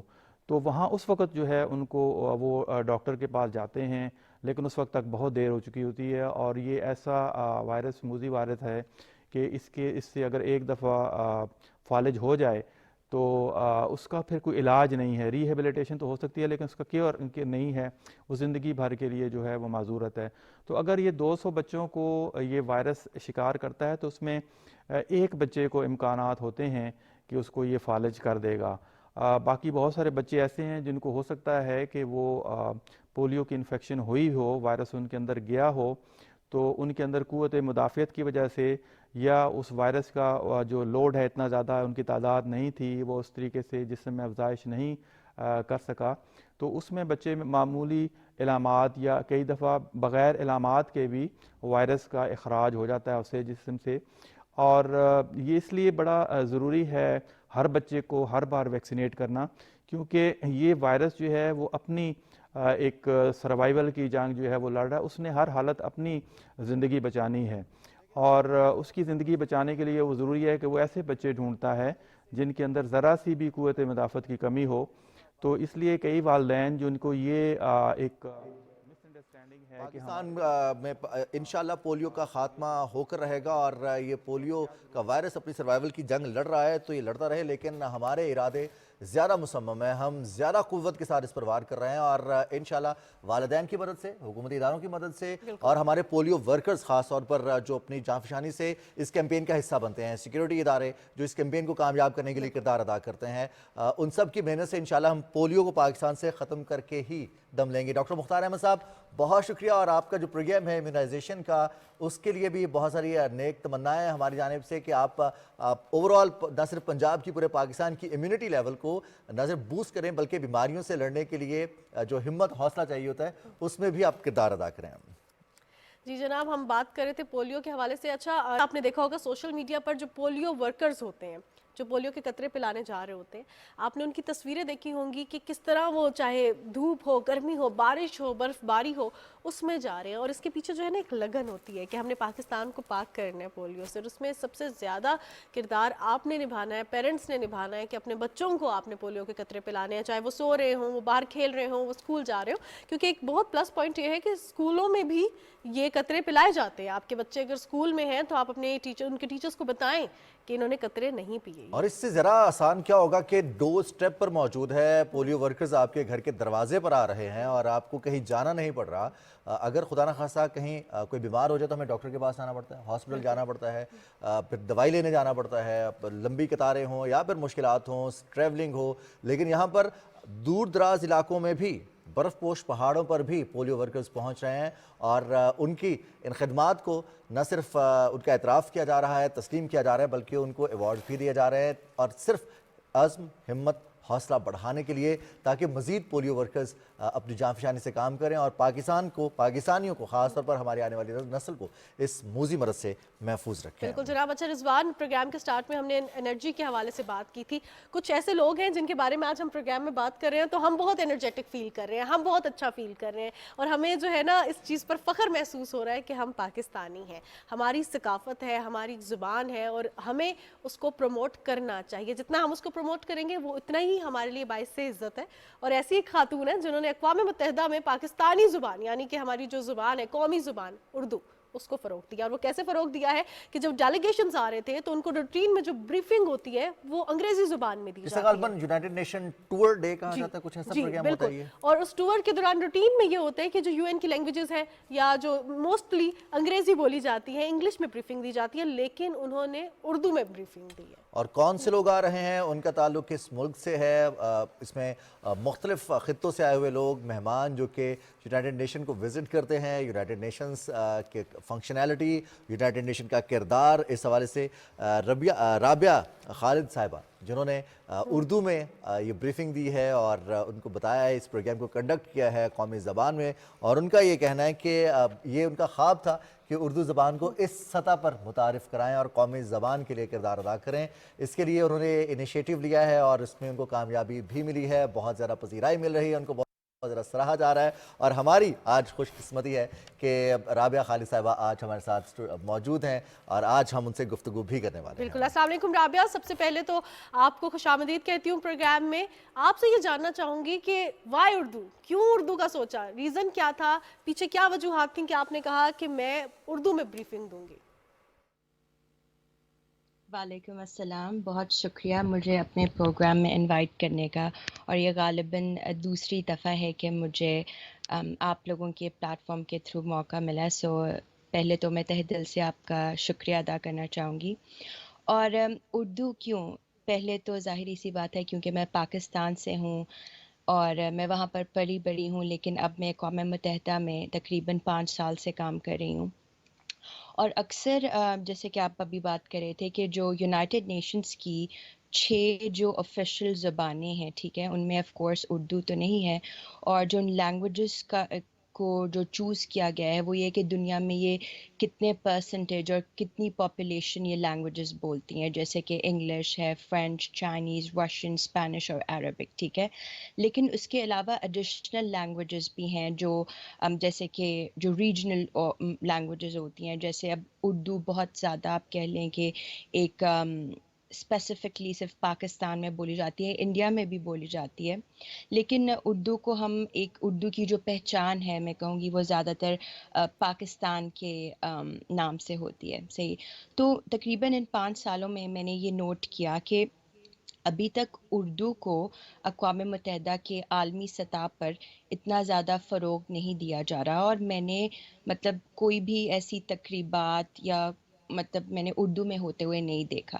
تو مجھے اکثر محسوس ہوتا تھا کہ بھئی کیوں اردو کو بھی آگے جانا چاہیے, کیونکہ دن میں جیسے اگر تقریباً 100 سے زیادہ لوگوں سے میری انٹریکشن ہوتی ہے اور دنیا کے مختلف خطوں سے آئے ہوتے ہیں, ڈفرینٹ کلچر, ڈفرینٹ زبان بولے ہوتے ہیں, لیکن انگلش میں زیادہ تر ٹور دیا جاتا ہے اور 6 لینگویجز میں بھی. تو مجھے لگا کہ یہ ایک بہت اچھا موقع ہے کہ مجھے اپنی زبان کو, پاکستان کی مادری زبان کو بھی ایک عالمی سطح پر ریپرزینٹ کرنا چاہیے. تو آپ کہہ سکتے ہیں کہ اس کی کمی کو دیکھتے ہوئے مجھے اس چیز کو ریئلائز میں نے کیا. پھر جو میں نارمل انگلش لینگویج میں ٹور دیتی ہوں, پھر میں نے اس کو ٹرانسلیٹ کرنا شروع کیا. پھر ایک بہت اچھی چیز مجھے اس پریپریشن کے دوران یہ بھی پتہ لگی کہ ابھی تقریباً 1 سال ہوا ہے کہ یونائٹڈ نیشنز میں ایک اردو UN نیوز کا ڈپارٹمنٹ بھی کھلا ہے. تو میں نے ان سے بھی ہیلپ لی اپنی اس پریپریشن میں, اور تقریباً کافی دیر سے میں اس پروجیکٹ پہ کام کر رہی تھی, لیکن پھر بیچ میں کووڈ آ گیا. تو اب مجھے حال ہی میں 1 ہفتہ پہلے مجھے یہ موقع ملا کہ میں پہلی دفعہ اردو زبان میں اقوام متحدہ کا ٹور عوام کو دوں, اور یہ میرے لیے بہت ایک فخر کا مقام تھا, خوشی کا مقام تھا. اور اس سے مجھے اپنے کلچر کا, کہ میں کہاں سے بلانگ کرتی ہوں, اس چیز کا احساس ہوا کہ ہماری زبان ایک بہت خوبصورت زبان ہے. اور ایون جو لوگ میرے ارد گرد جو ٹور سن رہے تھے جو اردو زبان کو نہیں جانتے تھے, انہوں نے بھی کہا کہ یہ زبان جو سننے میں ہی بہت خوبصورت لگتی ہے. تو آئی ایم شیور کہ اس کا جب اس کو انڈرسٹینڈ کرنا اور بھی زیادہ اس سے خوبصورت ہوگا. ربیہ, جیسے آپ نے بتایا کہ آپ کو یہ بڑا شاندار ایکسپیرینس رہا آپ کا, اور ایک نیا تجربہ تھا, اور آپ کے لیے فخر, ہمارے لیے فخر کی بات ہے یہ. اب جاننا آپ سے یہ چاہتے ہیں کہ بہت سارے ایسے لوگ جو دوسرے ممالک سے پاکستان ٹریول کرتے ہیں, یا پاکستانی اگر ٹریول کرتے ہیں کسی دوسرے ملک میں اردو بولی جاتی ہے تو ہمیں سن کر بہت خوشی ہوتی ہے. لوگوں کا ریئیکشن کیا تھا, خاص طور پر جو آپ کے اس پروگرام کا حصہ بنے خاص طور پر, یا پھر جو بائی پاسر سے, ان کا ریئیکشن کیا تھا اور ان کا انٹرسٹ لیول کیا تھا؟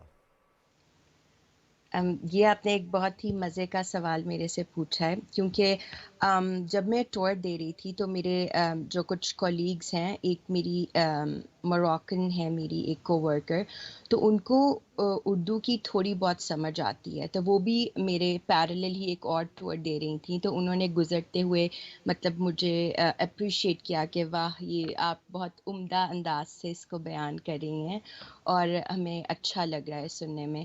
اس کے علاوہ جو میرے وزٹرز تھے, ایک بہت انٹرسٹنگ فیکٹ میں آپ کو یہاں پہ یہ بتانا چاہوں گی کہ وہ اصل میں جو وزٹرز تھے وہ انڈیا سے لکھنؤ سے تھے, لیکن ان کو اردو زبان پر بہت عبور حاصل تھا، کیونکہ وہاں کا کلچر جو ہے وہ کافی، ہم نے اکثر سنا ہے ان کا جو گریٹنگ سٹائل ہوتا ہے وہ آداب ہوتا ہے. تو ٹور کے اختتام میں انہوں نے مجھے کہا کہ ہم یہ جو آپ نے جو ہمیں اردو زبان میں ٹور دیا ہے، ہم اس کو زندگی بھر یاد رکھیں گے اور ہم آپ کو کبھی نہیں بھولیں گے.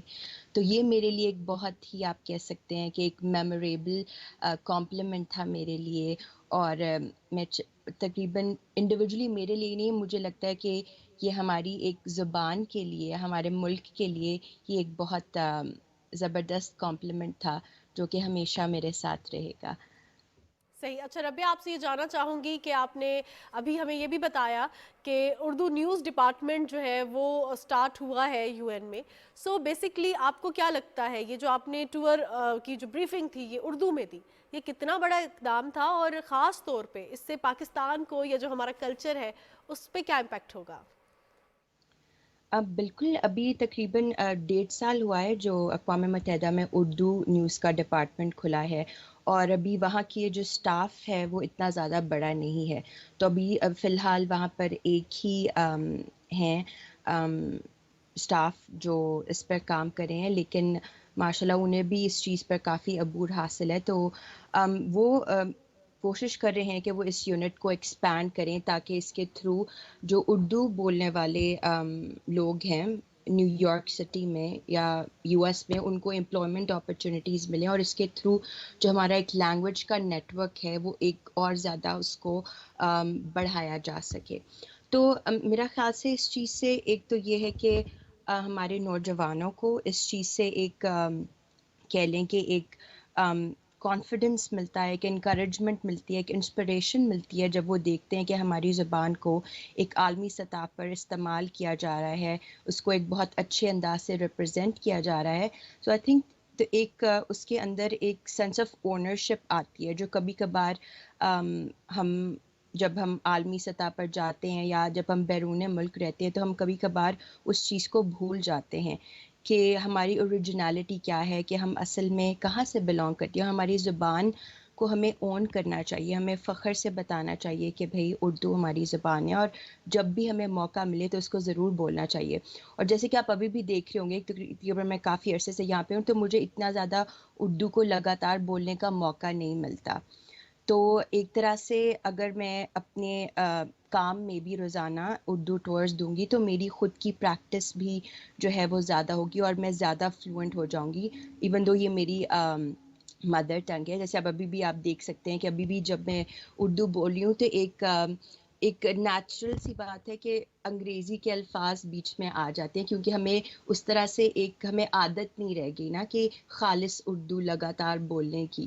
تو میرا خیال سے اس چیز پہ ہمیں انڈیویجول لیول پہ، پرسنل لیول پہ بھی، ذاتی لیول پہ بھی اس چیز کو ہمیں اس کی پریکٹس کرنی چاہیے. اور آئی تھنک کہ اس سے نوجوانوں کو ایک سینس آف انسپریشن مل سکتی ہے کہ کیسے. ربیہ خالد، انسپریشن تو آلریڈی آپ بن چکی ہیں ماشاءاللہ ان تمام لڑکیوں کے لیے جو خواب دیکھتی ہیں اور اپنے خواب کی تعبیر کے لیے محنت کرتی ہیں، کوشش کرتی ہیں، اور کوئی خواب ایسا نہیں ہے مانور جس کی تکمیل ممکن نہ ہو، اور خواب بڑے دیکھنے چاہیے. آج آپ یونائٹڈ نیشن میں اردو میں ٹور کرواتے ہوئے پاکستان کا نام روشن کر رہی ہیں، اردو کا نام روشن کر رہی ہیں، اور جو کمپلیمنٹ آپ نے لکھنؤ والوں سے حاصل کیا ہے نا، وہ آج کی پوری ہماری گفتگو کا ایک بہت ہی عمدہ اور بہترین سا ایک یادگار رہے گی کہ لکھنؤ جہاں پر اردو ہی شائستہ انداز میں بولی جاتی ہے، ان کے سامنے اردو بول کر کمپلیمنٹ حاصل کرنا یہ بہت بڑی کامیابی ہے. تھینک یو ویری مچ ربیہ خالد. جی جناب، ہم اردو کے حوالے سے بات کر رہے تھے. اچھا رضوان، ہم نے ایک دو پروگرامز پہلے ایک بڑی خاص آپ سے میں نے، کیونکہ آپ کا نیوز سے تعلق ہے تو آپ سے پوچھا کہ نیوز کیا ہوتی ہے ایکچولی. تو رضوان نے بڑی ایک خاص بات کہی مجھے. رضوان نے کہا کہ اگر کوئی جانور انسان کو کاٹ لے تو یہ خبر نہیں ہے، کوئی اگر انسان جانور کو کاٹ لے تو یہ خبر ہے. اور ایسی خبر میں نے تو آج تک نہیں سنی. تو پھر میں نے سوچا کہ آج تک تو مجھے نیوز ملی ہی نہیں ہے، لیکن آج مجھے مل گئی ہے ایسی خبر. آپ کو پتہ ہے اس میں انٹرسٹنگ ایک اور چیز بھی ہے، یہ دیکھیے کہ انسان اپنی جان بچانے کے لیے کس حد تک جا سکتا ہے. بالکل جناب، کہتے ہیں نا سروائیول کی جنگ ہوتی ہے، survival of the fittest. If you are fittest تو آپ سروائیو کر جائیں گے. سو سروائیول کے لیے کیا کیا جی، ایک آسٹریلوی کسان نے اپنی جان بچانے کے لیے مگرمچھ کی آنکھ کے اوپری حصے پہ کاٹ لیا. اور آپ کو پتہ صرف اس نے یہ نہیں کیا بلکہ اس نے اس کی پسلیوں پہ بھی بہت لاتیں ماری ہے. किसान है, कॉलिन इनका नाम है, ऑस्ट्रेलिया के शुमाली इलाके से इनका ताल्लुक है और ये एक 10 फुट लंबे मगरमच्छ के घेरे में आ गए, यूं कह लीजिए उनका शिकार बन गए। जान बचाने की कोशिश की, कश्मकश में उन्होंने इस 10 फुट लंबे मगरमच्छ को बहुत सारी लातें मुक्के भी मारे, लेकिन बेसूद और अपनी जान बचाने के लिए एक लात जो है वो उनकी एक टांग जो है वो मगरमच्छ ने काबू कर ली थी।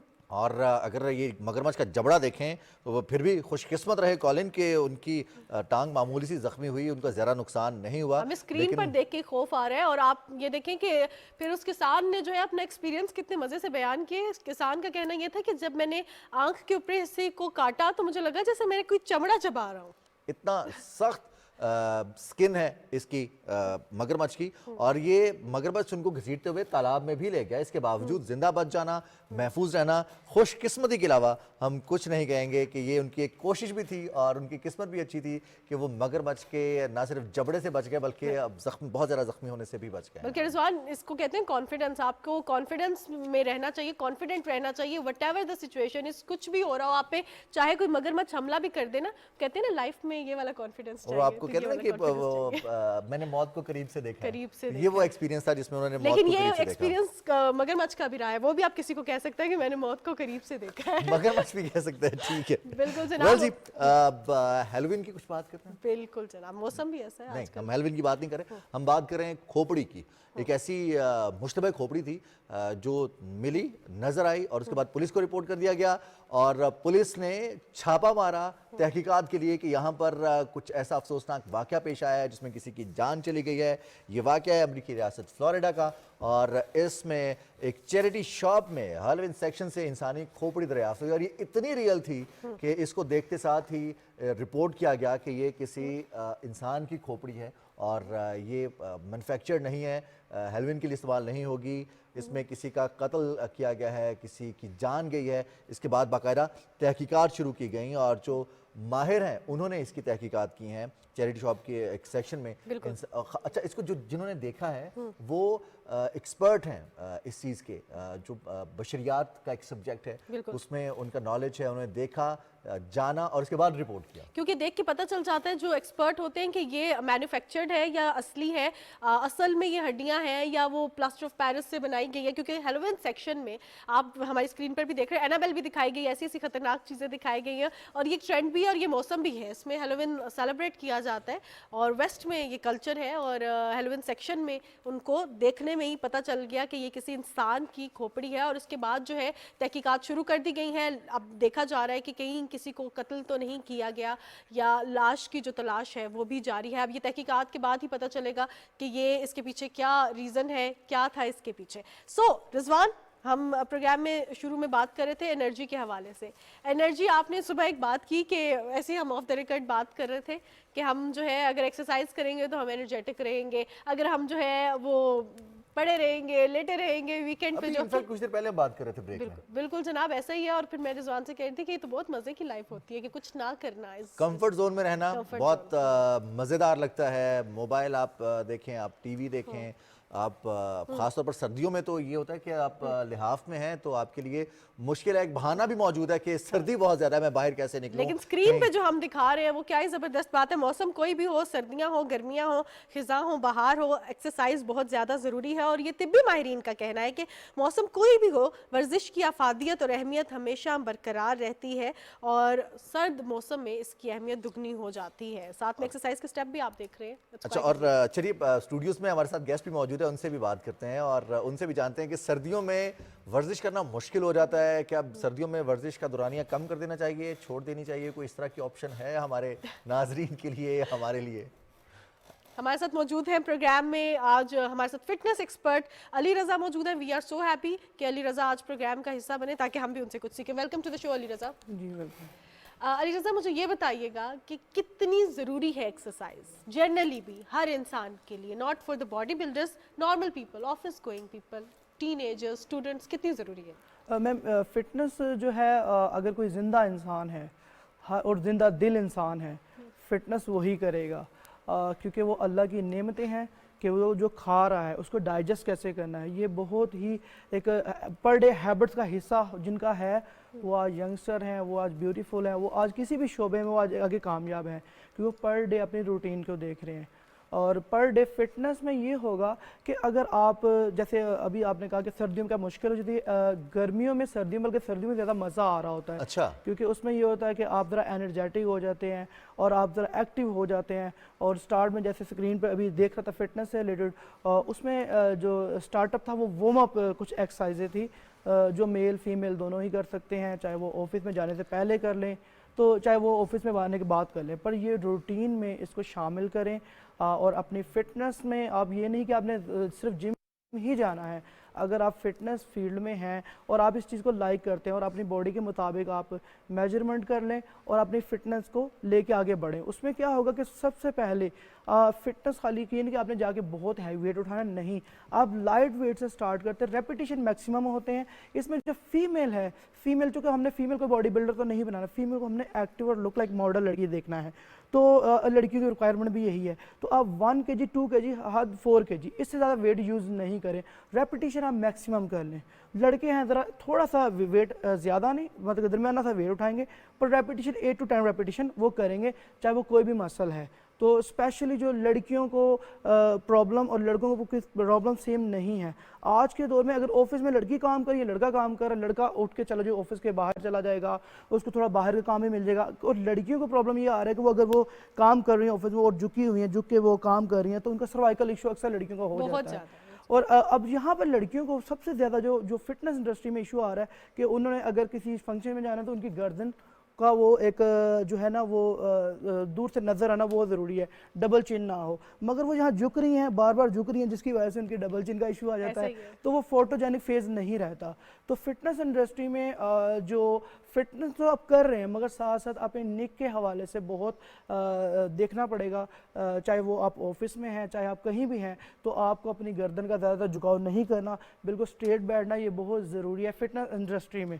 اور ایون دیٹ کہ آپ کوئی بھی آپ شعبہ دیکھ لیں, آپ کو جو ہے نا آپ کو جب پہلی دفعہ کوئی دیکھتا ہے تو آپ کو وہ دیکھ کے کہتا ہے کہ واو, وائی کہ آپ کو واو کہا جا رہا ہے کہ آپ کی باڈی لینگویج بتا رہی ہے کہ واقعی آپ ایک چیز, اگر آپ سیٹ پہ بیٹھے فار ایگزامپل آپ بیٹھے ہیں بالکل آپ اسٹریٹ بیٹھے ہیں, تو اس میں آپ خالی اسٹریٹ نہیں بیٹھے, یہ ریکوائرمنٹ کے علاوہ آپ کی ہیبٹس کا حصہ ہے کہ آپ نے ایسے اسٹریٹ بیٹھنا ہے, آپ نے بات کرنی ہے. تو یہ فٹنس انڈسٹری میں یہ ضروری ہے کہ پر ڈے آپ اپنی جم میں اگر ٹریننگ کریں اور جو ہے بینچ پریس پہ لیٹیں اور آپ اپنی گردن کو پراپر پیچھے لے کے جائیں اور پھر آگے اوپر لے کے آئیں. تو اس میں 10 سے 12 ایسی ایکسرسائز ہیں جو خالی گردن کے اوپر ہے, اوورآل باڈی کی تو الگ بات ہے. ٹھیک ہے علی, بہت زیادہ ٹیبوز بنے ہوئے ہیں, بہت زیادہ چیزیں جو ہیں وہ لنکڈ ہیں. جیسے میں اور مہنور بھی بات کر رہے تھے کہ ہمیں ایکسرسائز کرنے سے پہلے یہ فکر ہوتی ہے کہ ہم شروع کیسے کریں گے, اور پھر ساتھ یہ چیز بھی کنیکٹڈ ہے کہ اگر ہم نے ایکسرسائز شروع کی, جم نہیں بھی گئے, واک کرنے گئے, یا پھر ہم اپنا ویٹ مینٹین کرنا ہے, ریڈیوس کرنا ہے, جو بھی کرنا ہے, تو ہمیں اپنی خوراک بدلنی پڑے گی. ہم ایڈڈ آن پریشرز بہت زیادہ ہیں کہ یہ بھی کرنا پڑے گا, یہ بھی کرنا پڑے گا, ہمیں وقت دینا پڑے گا, ہمیں روز جانا پڑے گا. تو یہ ان چیزوں کو یا یہ ہرڈلز کتنی ذرا یہ فیک ہوتی ہیں, اپنے آپ کو تسلی دینے کے لیے ہوتی ہیں, یا واقعی یہ چیزیں میٹر کرتی ہیں؟ نہیں بالکل, یہ چیزیں بالکل میٹر کرتی ہیں. اور سب سے جو بیسٹ ہے وہ ہے آپ کا کچن. جو آپ کی ڈائٹ ہے وہ کچن سے شروع ہو جاتی ہے. آپ کسی بھی انڈسٹری میں آپ جاتے ہیں تو آپ یہ دیکھیں کہ وہ سب لوگ فٹ ہیں اور ہر انسان کو دل ہے کہ وہ فٹ رہے. اکثر آپ آفس میں آتے ہیں, آپ کو ہلکا سر درد بھی ہے, تو وہ کیوں ہے؟ وہ ایسے نہیں ہو سکتا. ریزن یہ ہے کہ آپ نے جو کھایا ہے وہ ایکچوئل آپ کھا تو لیا ہے, وہ ڈائجسٹ نہیں کر پائے, یا موسم جیسے ابھی سردی آ گئی ہے تو آپ جیسے آفس آتے ہیں, فاسٹ آتے ہیں, تو کیا ہوتا ہے کہ اچانک باہر نکلتے, بارش ہے, تیز ہوا نے آگے وہ کر لیا سر. تو یہ ساری چیزیں آپ کو خود سے آپ نے دیکھنا ہے. ریزن یہ کہ اگر آپ ایکٹیو ہیں تو آپ سب کو لے کے چلیں گے اور آپ سب کی ہیلپ کریں گے. جی بالکل. اچھا علی, ہوتا یہ ہے اکثر اوقات جس طرح آپ نے کہا کہ لڑکیاں بیٹھی رہتی ہیں یا لڑکے بیٹھ کے, جو ڈیسک باؤنڈ جاب ہے اس سے آپ کی مسل اسپیزم بہت زیادہ ہو رہا ہے, درد بہت یہاں پہ ہو رہا ہے, آپ باہر نکل بھی نہیں سکتے, سم ٹائمز بہت ڈیمانڈنگ جابز ہوتی ہیں. تو کیا ایسی کوئک ایکسرسائز ہے جو کہ آپ کو اگر شولڈر پین ہو یا آپ کو نیک پین ہو اس میں کرنی چاہیے آفس میں بیٹھے ہوئے؟ اس میں میم آفس میں بیٹھے ہوئے جیسے آپ گھر جاتے ہیں تو آپ ایک کام کریں کہ جو سب سے پہلے صرف اور صرف 10 منٹ کی ایکسرسائز ہے. 10 منٹ کی ایکسرسائز میں آپ کی پوری باڈی جو ہے جو 3 منٹ جسٹ باڈی اسٹریچ سے ریلیٹڈ ہے, ٹھیک ہے, وہ آپ نے کیا کرنا ہے کہ آپ لوور باڈی سٹارٹ کریں گے اور اپر باڈی تک پورے مسل کو آپ پراپرلی اس کو پہلے اپنا اسٹریچ دیں گے. جب آپ اسٹریچ دیں گے پھر آپ اپنے بازو کو پراپر کریں گے, لڑکی ہے یا لڑکا تو پراپر وہ کور اپ کریں گے.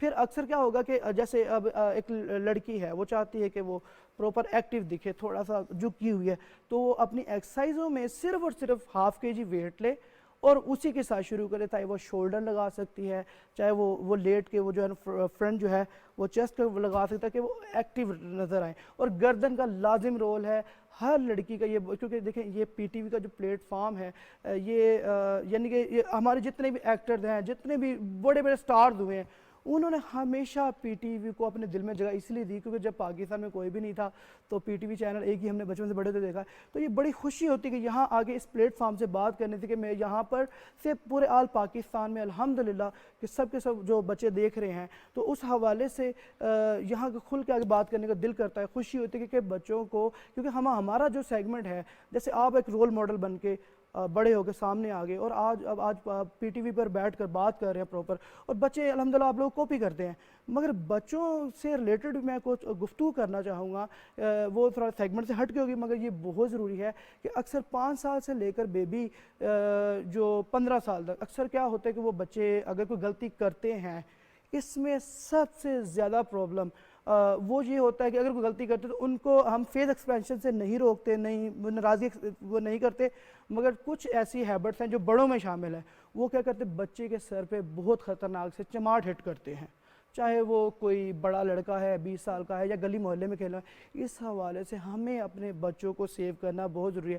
جیسے پولیو کے حوالے سے بات ہو رہی تھی, اسی طرح یہ بھی پر ڈے اپنے بچوں کو سیو کرنا بہت ضروری ہے کہ بیٹا آپ کو کچھ تو نہیں ہے, آپ کو اسکولنگ میں ایسا تو نہیں, پلیز اپنے بچوں کو میں P T V plate form سے یہ بات کہنا چاہوں گا کہ اپنے بچوں سے تھوڑا فرینڈ زون میں رہے. اگر ناراضگی کرنی تو فیس ایکسپریشن سے کرے.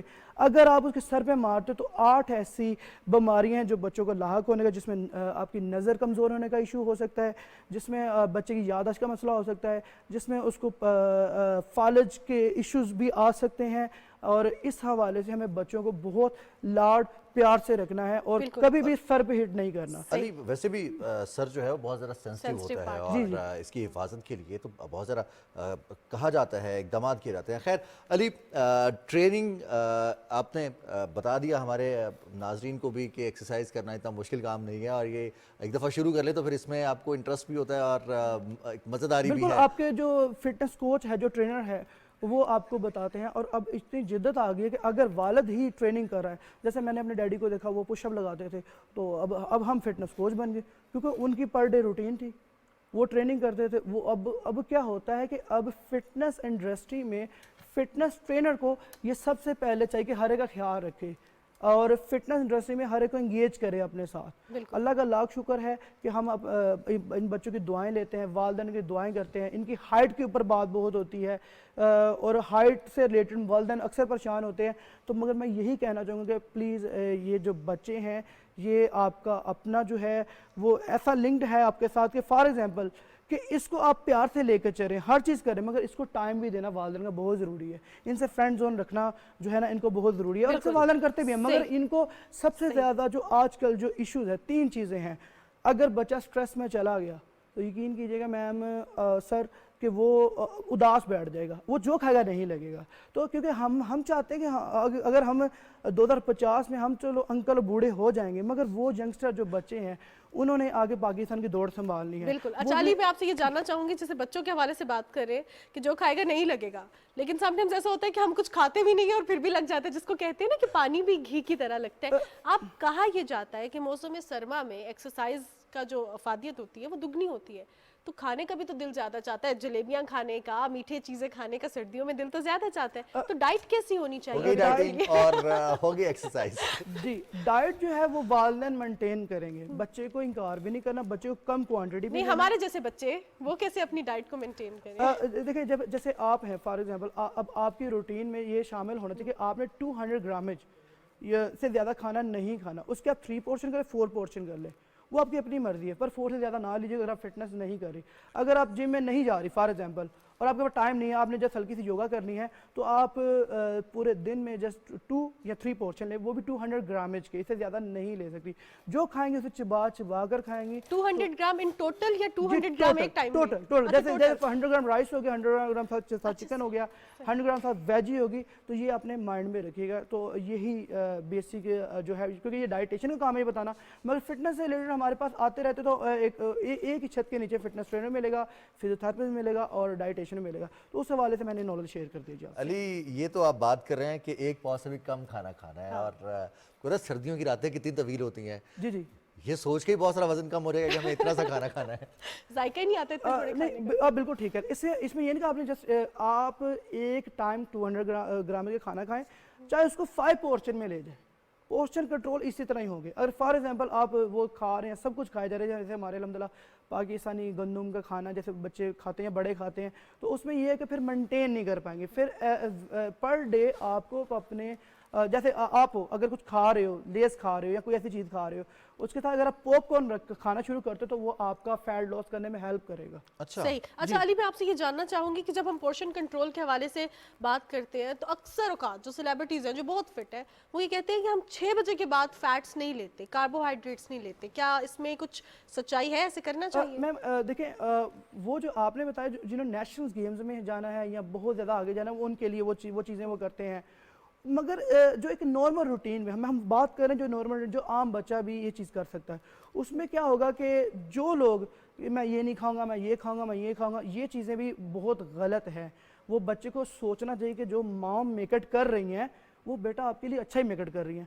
ہاں, اس میں بچے کو یہ کہ جو کھانا چاہیے چبا کے, جب بڑا ہے اپنے گول اس کے کیا ہیں. فار ایگزامپل گول ہے کہ جناب لک لائک ماڈل فیس دکھنا ہے, اس سے ریلیٹڈ پھر آپ کی ڈائٹیشن آپ کو پراپر بتائے گا. مگر کہیں بھی آپ کو 200 گرام سے زیادہ آپ کو کھانا اگر جو کوئی بتا رہا ہے, تو یا اگر فار ایگزامپل 95 kg ویٹ ہے یا 90 kg ویٹ ہے, وہ ایک ٹائم میں 300 گرام کھانا کھائے گا ایک ٹائم میں. اس کے لیے 5 پورشن کرنے ہیں یا 3 پورشن کرنے ہیں, تاکہ اس پہ فیٹ ایکسٹرا نہ آئے, اس کی باڈی میں کٹس رہیں اور وہ اور لک لائک ماڈل دکھے. جی Ali, last but not the least, کیا یہ ضروری ہے کہ ایکسرسائز شروع کرنے کے لیے ہم کسی جم میں جائیں یا پھر کسی پارک میں جائیں؟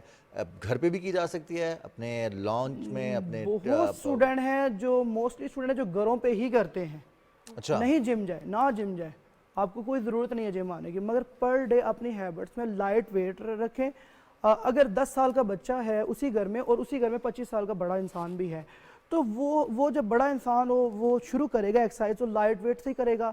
اگر وہ 10 سال کا بیبی اگر 1 kg ویٹ اٹھاتا ہے, بائیسیپ لگاتا ہے, سائڈ شولڈر لگاتا ہے, ٹرائسیپ لگاتا ہے, ایکسرسائز کرتا ہے, تو اس کی ہیبٹس میں حصہ ہو جائے گا, وہ پر ڈے مسکولر ہونا شروع ہو جائے گا. مگر اس میں جو سب سے زیادہ جو اس ٹائم جو یہ, کیونکہ میں بہت کھل کے بات کر رہا ہوں اور خوشی سے بات کر رہا ہوں, تو کہ پلیز بھی ہمبل ریکویسٹ ہے, بچوں کو بڑوں کے ساتھ ایسے ایک یکجان ہو کہ 10-15 منٹ سے ایکسٹرا لینے چاہیے. جیسے آپ اسٹڈی میں اپنے ٹیچر کے ساتھ بیٹھ رہے ہو, آپ اپنے والدہ سے ٹائم لیں, ان سے پراپر کنفرم کریں کہ دودھ کے کیا بینیفٹس ہیں, اور اس کے ہر جو چیز جو کھانے میں اس کے بینیفٹ پوچھیں, کیونکہ والدین سے بڑا کوئی ٹیچر نہیں ہے, والدین سے بڑا کوئی استاد نہیں ہے, اور ان سے آپ لوگ دعا لیں, آپ لوگ آگے لائیں. کل کا فیوچر آپ لوگوں کا ہے, اور انشاءاللہ آپ لوگوں کے بڑے ہونے کے ویٹ کر رہے ہیں, کیونکہ انہوں نے ایکسپیریمنٹس کیے ہوئے ہیں نا ڈیفرنٹ چیزیں کھا کے کہ اس کا باڈی پہ کیا امپیکٹ ہوتا ہے. آپ نے ایک ورڈ یوز کیا model like face. Model like face کے لیے اب ہم ایکسرسائز کرتے ہیں ڈبل چن کے لیے. اکثر اوقات جب ایکسرسائز کرتے ہیں تو جبڑوں میں درد شروع ہو جاتا ہے. کوئی جو بہت کوئک سی ایکسرسائز بتا دیجیے گا میرے لیے بھی اور جو ہمارے ناظرین ہیں ان کے لیے بھی. اس میں یہ ہوگا کہ آپ ببل لے لیں, ببل کو آپ نے چبانا ہے, مگر آپ نے ایک کم ببل آپ نے ایکسٹرا ببل لینی ہے, ٹھیک ہے جی, ایکسٹرا ببل زیادہ ببل لینی ہے, وہ ایک ہی دفعہ چبانا ہے. اور اگر آپ 200 یا 300 ٹائم چبا لیتے ہو فاسٹ, تو آپ کے آٹومیٹک آپ کے جبڑوں کی ایکسرسائز ہو جائے گی, آپ کا فیس فیٹ نہیں رہے گا, اور اس سے ریلیٹڈ جو ہے جو لائن کی خوبصورتی, جو لائن بھی خوبصورت. پھر پلس یہ ہوتا ہے کہ اکثر کیا ہوتا ہے کہ لڑکیاں پانی کم پی رہی ہیں, جیسے سردی آتی ہے, بچے یا بچی کوئی بھی, یہ سردی میں اکثر ایسا ہوتا ہے, تو پر ڈے آپ کا اگر ویٹ 60 kg ہے تو آپ کو ہر حال میں 10 گلاس واٹر انٹیک کرنا ہے, پانی پینا ہے. اگر آپ پانی پر ڈے اتنا پئیں گے تو آپ کے فیس سویلنگ نہیں آئے گی. اکثر لڑکیوں کو نوز سویل ہوتا ہے, لڑکوں کو ہو جاتا ہے کیونکہ وہ پانی کم پی رہے, ڈائٹ وہ اچھی لے رہے ہیں, پر اس کو پانی اتنا لازم پینا جو اس کی باڈی سے ریلیٹڈ اس کی ریکوائرمنٹ ہے. ये ज़रूरी है। ٹھیک ہے، Thank you بہت so شکریہ علی، تھینک یو ویری مچ، آپ اسٹوڈیوز میں ہمارے ساتھ رہے. اور مانور تو جو ٹوٹکے ہیں وہ چاہ رہی تھی کہ ابھی ٹوٹکے مل جائیں سارے اور وہ آج سے شروع کر دیں. اچھا، موٹیویشن لیول ہوتا ہے یہ جب ہم اس چیز کے بارے میں جانتے ہیں، خاص طور پر ایکسرسائز کے بارے میں، ویٹ ریڈکشن کے حوالے سے، ڈائٹ پلان کے حوالے سے، اور ہم چاہتے ہیں کہ ہم سٹارٹ کر دیں اور بہت انرجی سے ہم سٹارٹ کرتے ہیں. 3 دن میں جو ہے جو لائن ہم نے اپنی پرومیننٹ ایگزیکٹلی، اور 4 kg تو میں نے کم کر ہی دینا ہے، لیکن چوتھے دن ہوتا یہ ہے کہ پھر وہی تاثرات، چھوڑو آج حلوہ پوری کھاتے ہیں، وہی لحاف، وہی خوراک اور وہی ہمارا انداز زندگی.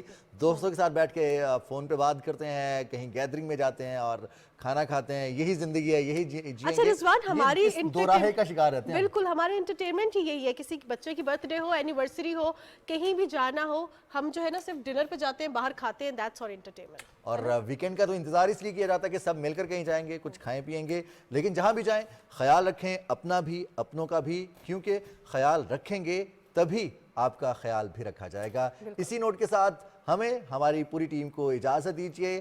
کل صبح تک کے لیے اللہ حافظ. اللہ حافظ.